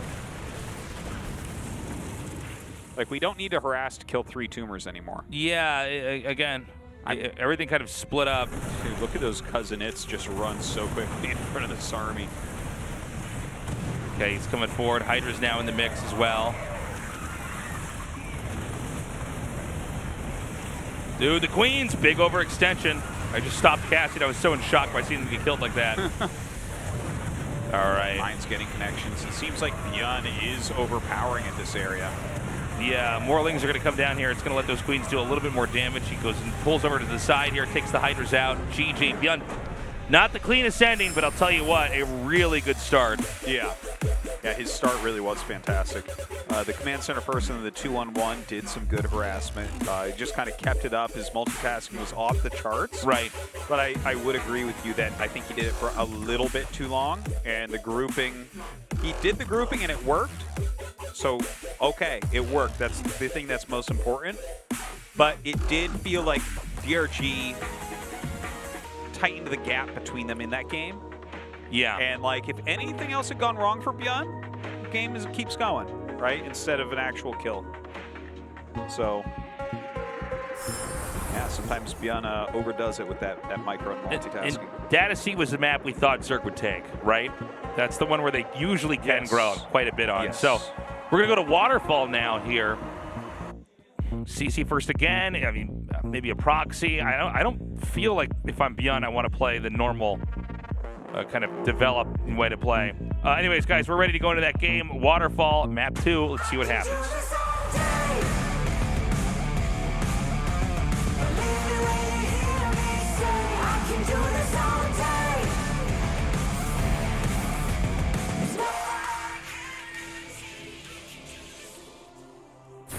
Shopify Rebellion, ByuN.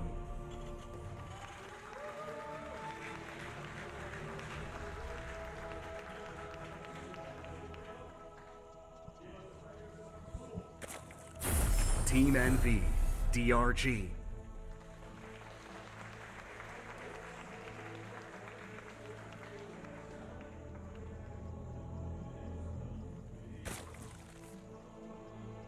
No command center first or anything.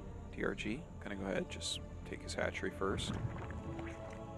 And we don't see Zergs right now trying to do any kind of blind counter to that CC first. Again, it's not coming, but I'm waiting for that moment, you know, where we start to see it. I'm not sure even what the blind counter is, to be honest. Yeah, well, it does seem like if you go pull first, it doesn't do that much. Now, this is a tighter map. And, you know, this is, I think, one of the reasons why we've seen Terrans be a little bit more successful on maps like this is because, first of all, I think map makers have realized that on some of these insanely big maps, the Zerg just gets too much of the map and it gets to dominate it. So they've made the maps a little bit more, I don't know, smaller and more narrow or not as tall. And it has definitely made for some games where it seems like Terran is actually able to take the Zerg on. And this map also doesn't let the Zerg have, you know, a ton of bases in multiple directions as the game goes on. Yeah. So it's going to be a real test here for DRG. As soon as you have to start expanding towards the center in an EVE game, that's going to be kind of tough. Right.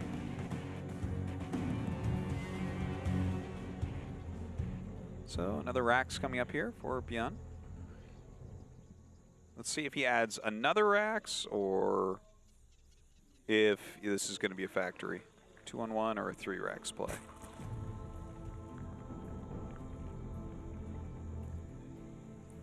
So it's the second barracks coming down. 3 Rax.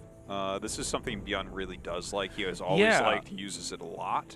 And I think it's weaker if you have only one area to attack in, but it can be strong if you have a couple. And I feel like he's one of the only people that ever does this, by the way. Yeah, we saw some people pick it up a little bit lately. I saw Cure do it, like, at least one time.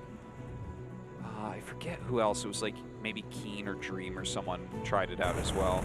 But, yeah, I mean, you certainly field, like, a lot of Marines out there. I think if you move your Marines correctly, you're kind of, like, forcing them to make units instead of drones, which is annoying. And you're working towards your critical mass where it's like, okay, well, this is definitely before Baneling speed.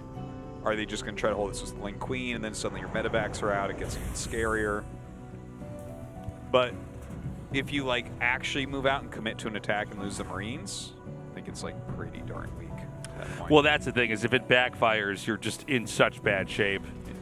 It is very different, though, from like these players that would accumulate a bunch of Hellions and come out. You know, if you do damage with the Marines can be built into your main army later on. So if you get an edge, you usually can really kind of snowball that advantage. Now, one thing that's important about this is Zerg doesn't know that it's coming. He may suspect it because we've seen ByuN do this several times. Yeah. But he doesn't know. There's enough Marines that are hidden where it's not clear how many barracks there are. Well, it's a lot of Marines so far. Look at this, 15 Marines. DRG droning heavily. What do you think? Does he want to come around the left side of the map here? Yeah. Try to hit on that angle, or does he want to try to come into the natural? The left side of the third base is probably the weakest area. Oh, he's actually sending, because the way he was moving his Marines as well, it looked like he was trying to kind of clear that side so he's seen as late as possible. That's pretty late that he's being seen. Well, also, the Marines are in different groups, right? So there's a smaller group that's being seen. Oh, my God. Never mind. Well, this is just an all-in. He's just going for the kill up into the main. He's gaming. He certainly is. Look at this, man.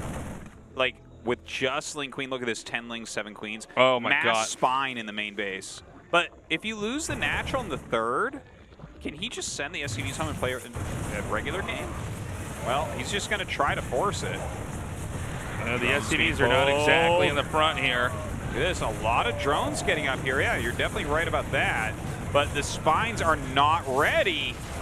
More Marines coming up. I think ByuN has done it, Tasteless. Yeah, well, he's killed the Queens, right? And I mean, the spines are only good if they have Queens to cover them.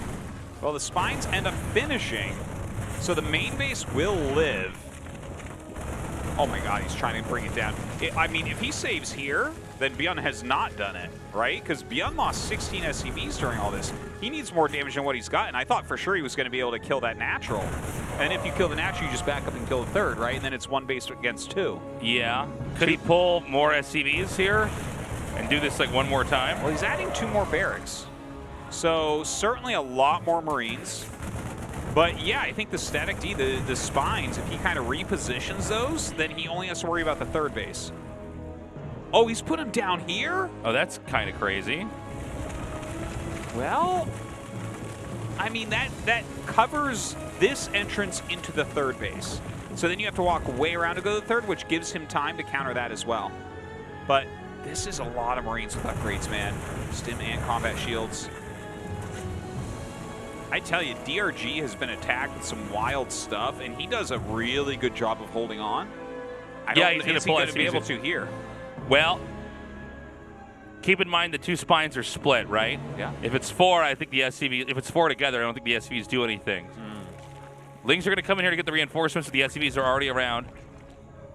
I see 4 Queens. Oh, Banelings. Banelings. Oh, I don't know why I didn't see that earlier. Well, that is an issue, no doubt. All right, I think that ByuN is just going to get held. Oh, hold on. If you can target him down. And he comes up that's with the it. flank. Perfectly DRG done. wins. DRG gets it. Yep. What a game. GG. That was fun. That was cool. A lot of fun. He really started to break DRG's Queens at the top of the ramp. I feel like he was a little bit indecisive there.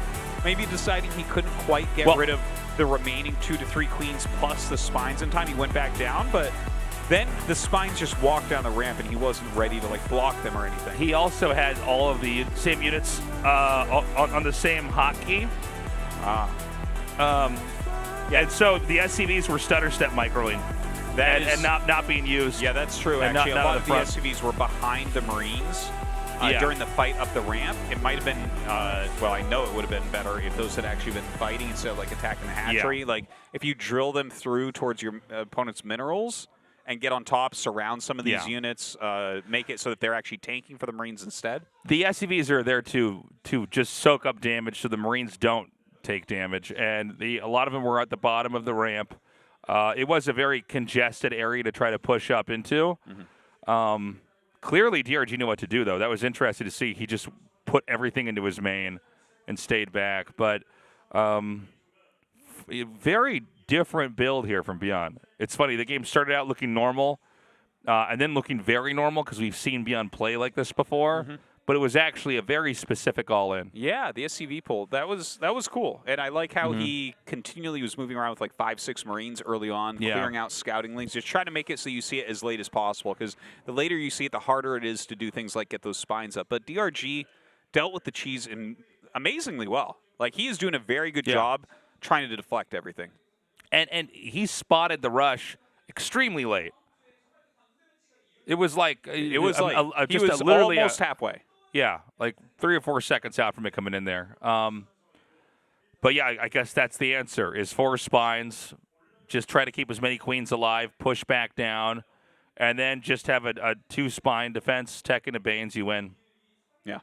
The Bane's obviously just really finishing it off there at the end. I like that ByuN doubled down too. He added 2 more barracks. He's like, well, we're not going to go into medevacs. Like, that's not a winning play. Yeah. Let's just keep it going. I thought he might just try to kill the hatchery at the natural and then just run to the other hatchery. Was that viable? I don't know. I mean, that's what I thought he was originally going to do, is kill 2 bases, then maybe back up. And I think he definitely could have done that, but he decided that he needed to go for the actual kill. I don't know. The thing is, we never really see that. We never see that play. So it's different. It's interesting. I hope that we see it again at some point, but it's definitely not something you can use every series. No, certainly not. This is it, guys. The final game of Group B. Inside and Out is our map. And let's just see what happens, man. Again, a map a little bit similar to the one we had before, a little bit smaller. ByuN versus DRG. Let's settle this.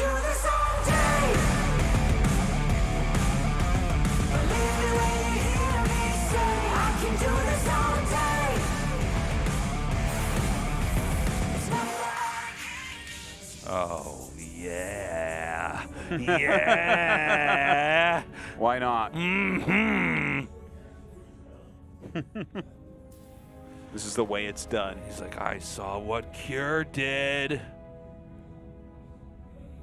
I would like to see some statistical breakdown for like professional Terran players. Like, if you look at like % of games won that are like proxy barracks Marine rushes, and then compare that, like winning percentage-wise in tournaments next to their prize pool, and see how much money making barracks near their opponent's bases made them over the years. I would love to, like, Maru's made like $1 million. 500,000 is from just making barracks. You know what I mean? Like, I mean, it's not a real stat or something, but I think it would be like a fun, dude. It's thing to see. It's gonna get spotted unless he clicks it somewhere else. Don't touch your mouse. Let it go. Da da da. Da da. But he only sees 2. Whoa. Yeah. At least it's a 2 Rex and not a 3. Da da da. Da da. Yeah, DRG not too happy with this. Well, but the thing is, he spotted it, right? I mean, that's the first best thing you can do, is at least see that it's coming. All right, the drones come down, but is that going to be enough here? Forces that cancel. I mean, that looks similar to the game against Cure. Notice that he's not stutter step. He's not binding everything to 1 hockey like he did in that other attack. Oh, he will. Give him time. That's 1 hockey takes. All right. Spine has been started. I like that he started the spine. He did not do that against Cure. Yeah. 12 Lings coming out. Drones trying to intercept. Okay, oh man, a lot of damage on that spine so far. Oh, that's a nice little flank. That's a nice little flank. Put some damage down onto these Marines. Gets a kill on 1. Yeah, he's so far controlling pretty well. This is all pretty low. The SCV is going to get, it cannot finish the bunker. The spine is up. Crazy. All right, this is tough now. Yeah, I feel like this rush has already failed. 3 proxy racks. If it's 2, you know, it's not quite as painful. Is ByuN just going to make a command center? Yeah, that's the play. So that was a solid hold. Yeah, very nicely done. All 3 barracks coming home. Not even going to scout with 1.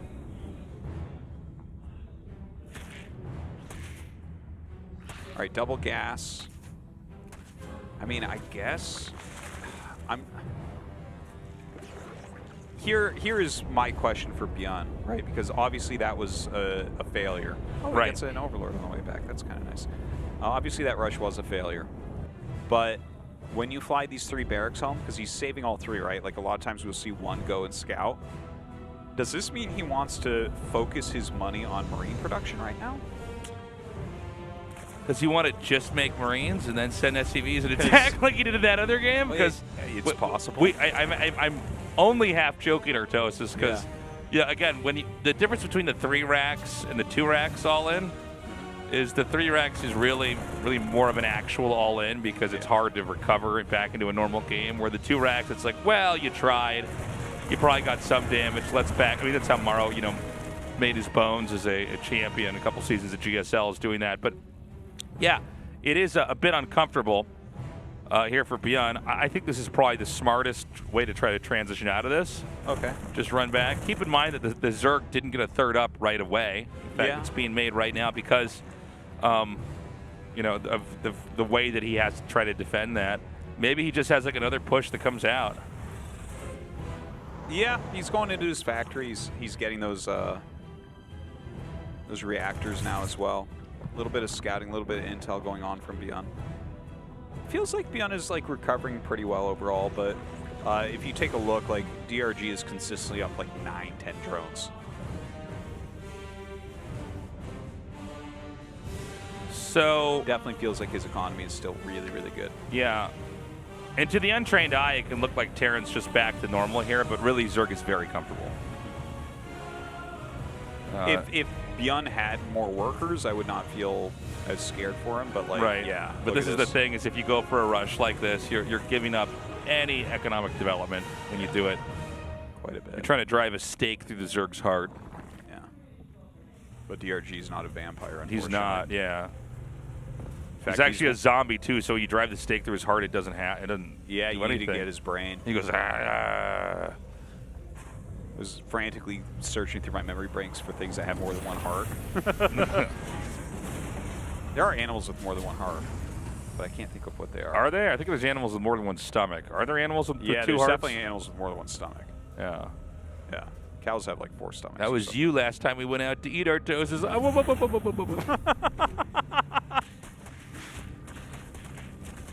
Now. Yeah, I got 1 stomach for eating food and 1 for your jokes. So Terran's going to try to maybe come out and clean some creep. I do think that, honestly, ByuN's done a pretty good job, all things considered. Like with the rush failing, kind of scrambling back home and getting the command center up and trying to play this out. Well, this creep spread right now from DRG is getting pretty damn scary, I have to say. Especially when you look at the type of player ByuN is, where he wants to push. Like, there is so much creep that he has to try to get rid of here. Look at how far it is. Yeah. Because he's already taking down this destructible rocks, too. Yeah. Zerg going to be ready to take a fight over here. Oh, this is actually so funny. He tried to come in basically during when the rocks are being attacked because he thought, all right, maybe he won't target fire back onto me. Did get a queen, picks up and runs out. A good try. Got to give it to him for the hustle. 4th base in the bottom left, bottom right, excuse me. Terran is going to be pushing now. Tanks are coming out. Liberators are coming out in pairs as well. Oh, Liberator tank Marine push. I like it. So he really wants to have a strong footing during the push and probably just keep pushing with this, I would think. I am a little bit afraid that he's going to try to send the Liberators around for harassment. Yeah, and I actually think it would be much better to just have them with this I would army like them with the push. Like, if you're going to do a push, let's put everything in there. Siege is up just off creep here. 2 Liberators just about to pop out. We'll see where they go. Yeah, look at the amount of queens, man. Liberators would certainly help against that. Not as much against Sling Bane, though. They're coming out. I don't see a 3rd command center. I don't see a late game TVZ here. This is all going to come down to this push right here. And the Marines have no medevac to save them. The Lings come in here. They take the tank out. Terran, though, they're pulling the trigger. They come in. And, well, the Bane's actually being targeted down really, really well, and the Liberator is starting to help out quite a bit, but not enough here on the ground for ByuN, I think. He actually clears all the Ling Bane. Like, DRG cleared that, but I feel like ByuN did about as well as he could in that fight. Yeah, well, I think it would have helped a lot if the reinforcements could have come up here, but, you know, it was just barely enough, and especially when, you know, the Terran has to make pushes like that. In other words, like trying to end the game right when we're in the mid-game. They're more incentivized to send out smaller groups of units to try to reinforce, because the more stuff you get to that side of the map, the more likely you are to win the fight. And DRG was really patient. He basically set up a trap in the middle and came out there and got it. And then, you know, picked off the Marines, picked off the tanks, and it was a weak push. From there, ByuN just tries to attack out and see what he can do. This is looking so dire for ByuN right now. Yeah, it's looking pretty rough. I think he may just fizzle out in this game. He's going to have 2-2 before ByuN has +1 armor. Like, that's pretty bad. ByuN not making SCVs, not making expansions, not doing anything other than making units. DRG on these 4 bases. This is like the most undefended base, but I don't think he can break it. I just don't think he has enough.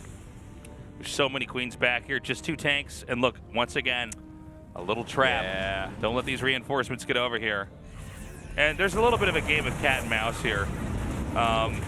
You know, where you can try to like run back and chase the Lings out, and then try to jettison your extra troops through here. But this push, to be totally honest with you guys, should be much weaker than even the one that we saw before that was actually destroyed ultimately. Yeah, comparatively to what DRG has at least. Yeah, I mean, I get ByuN's going through the motions. He's going to try and see what he can do here. Yeah, the flank getting set up.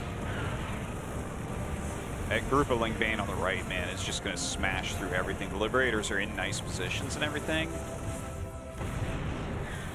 but there's just too much. Yeah, no, this is just going to be too many Zerg everything. He's just going to overpower him, flooding through this. He picks up, I think we may. DRG, the big smile, man. Yeah, well, he knows it's basically over. It's like the oldest players in GSL, man. Gumiho in first place in the first group, DRG first place in the second group. This is the season of the oldies, man. We're going to have to reverse the rumors and the stereotypes. It's like, well, you're too young to be a pro gamer. You need to be a little bit older. Yeah. 21? No. Not enough experience. Try again in your 30s. All right, man. GG. Very fun series. You know, I think ByuN came with an interesting set of ideas, but ultimately DRG just kind of able to deal with whatever ByuN was going to throw at him. Yeah. Very well done from DRG, just deflecting everything. Well, guys, we don't have an interview here. Yeah, that's right. This has been a close group, though. A lot of fun. Yeah, but now ByuN, unfortunately, is in last place, although it's 1-2-1-2. Right. So it's not the end of the world. Like, he still has opportunities. It's a very tight race in this group. Yeah. DRG there taking the 2-1 victory will go with his 2 wins up into first place. We have 3 guys that are 1-1 right now. So, and it's a great group. Next week, everybody, we're going to be closing out both Group A and B, and then immediately going into the round of 6. Here's our results for today, though. Yeah, very, very close right now. Hard to predict who's going to end up going through. It's going to be tough for ByuN. I can tell you, there was a lot of good matches tonight. Taking a look at this and kind of remembering some of the games. Yeah. That Maru vs. ByuN series, absolutely awesome. You know, this last series that we just saw, I love the defense from DRG. ByuN was really rapid in there. The Creator beating Maru, very exciting stuff. Yeah. Again, if you could beat Maru, it is odd he loses to Cure and then beats Maru, but like Cure is also very strong right now. Yeah, Cure has a very good TVP, very different from Maru, and he really dictated those games against Creator. I think he has a better way maybe of playing against Creator than Maru does. Yeah, I think you're probably right about that. And so we're going to be back as usual here. Actually, I will not be here on Monday. I'll be bringing my dad to the studio, but you will be here. Am I casting with your dad? Yes. Excellent. Excellent. And so Group A and Group B, I'll be back here for Group B guys as well. So we're going to have State back in the studio, but it's going to be interesting to see who really can come out and survive here, because the round of 6 is just around the corner, and then we are so close to actually ending this. Oh, I know. Yeah, only a few weeks left. But next week is going to be awesome to wrap up these groups. I think that this round of 10 is better than the last 2 seasons round of 10. Yeah. I'm having more fun with it. Yeah. It's been fun, man. Really great games, honestly. And again, I think very, very tough to call who's going to actually move on. Some very close games here. Yeah, a lot of surprises, too. I would never have guessed. I would have guessed like Hero and Maru as the 2 leaders of the group. It's Gumio and DRG. I know. It's crazy. And, I mean, those guys always have a shot, but, yeah, not the people you would expect. And, again, DRG, great games from him overall here today. All right. So, very excellent day. Monday's going to be fantastic. Don't forget, guys, ASL Group D for the round of 16 will be up tomorrow. Yes. And round of 8 shortly after that. That's right. Lots of great StarCraft to watch. Yep. Check that on the Africa GSL. TV YouTube. That's right. If you haven't been caught up on ASL, go check out the VODs, and the rest of the VODs are going to be released very soon. And, yeah, we're going to be ending ASL and GSL almost around the same time. Yeah, yeah. So it's going to be a lot of finals epicness. Around October 13th or so just a few weeks. That's right. Yeah. I think we're going to be close to ending this well, show. It's, We're still it's waiting for over. the Korean There's nothing else to casters. be said, man. We've said it all, Artosis. We did all of our analyzing in the game. These guys are inefficient. But again, guys, thank you so much for joining us. And we are now able to close the show out. We will see you again on Monday. We love you. Bye-bye.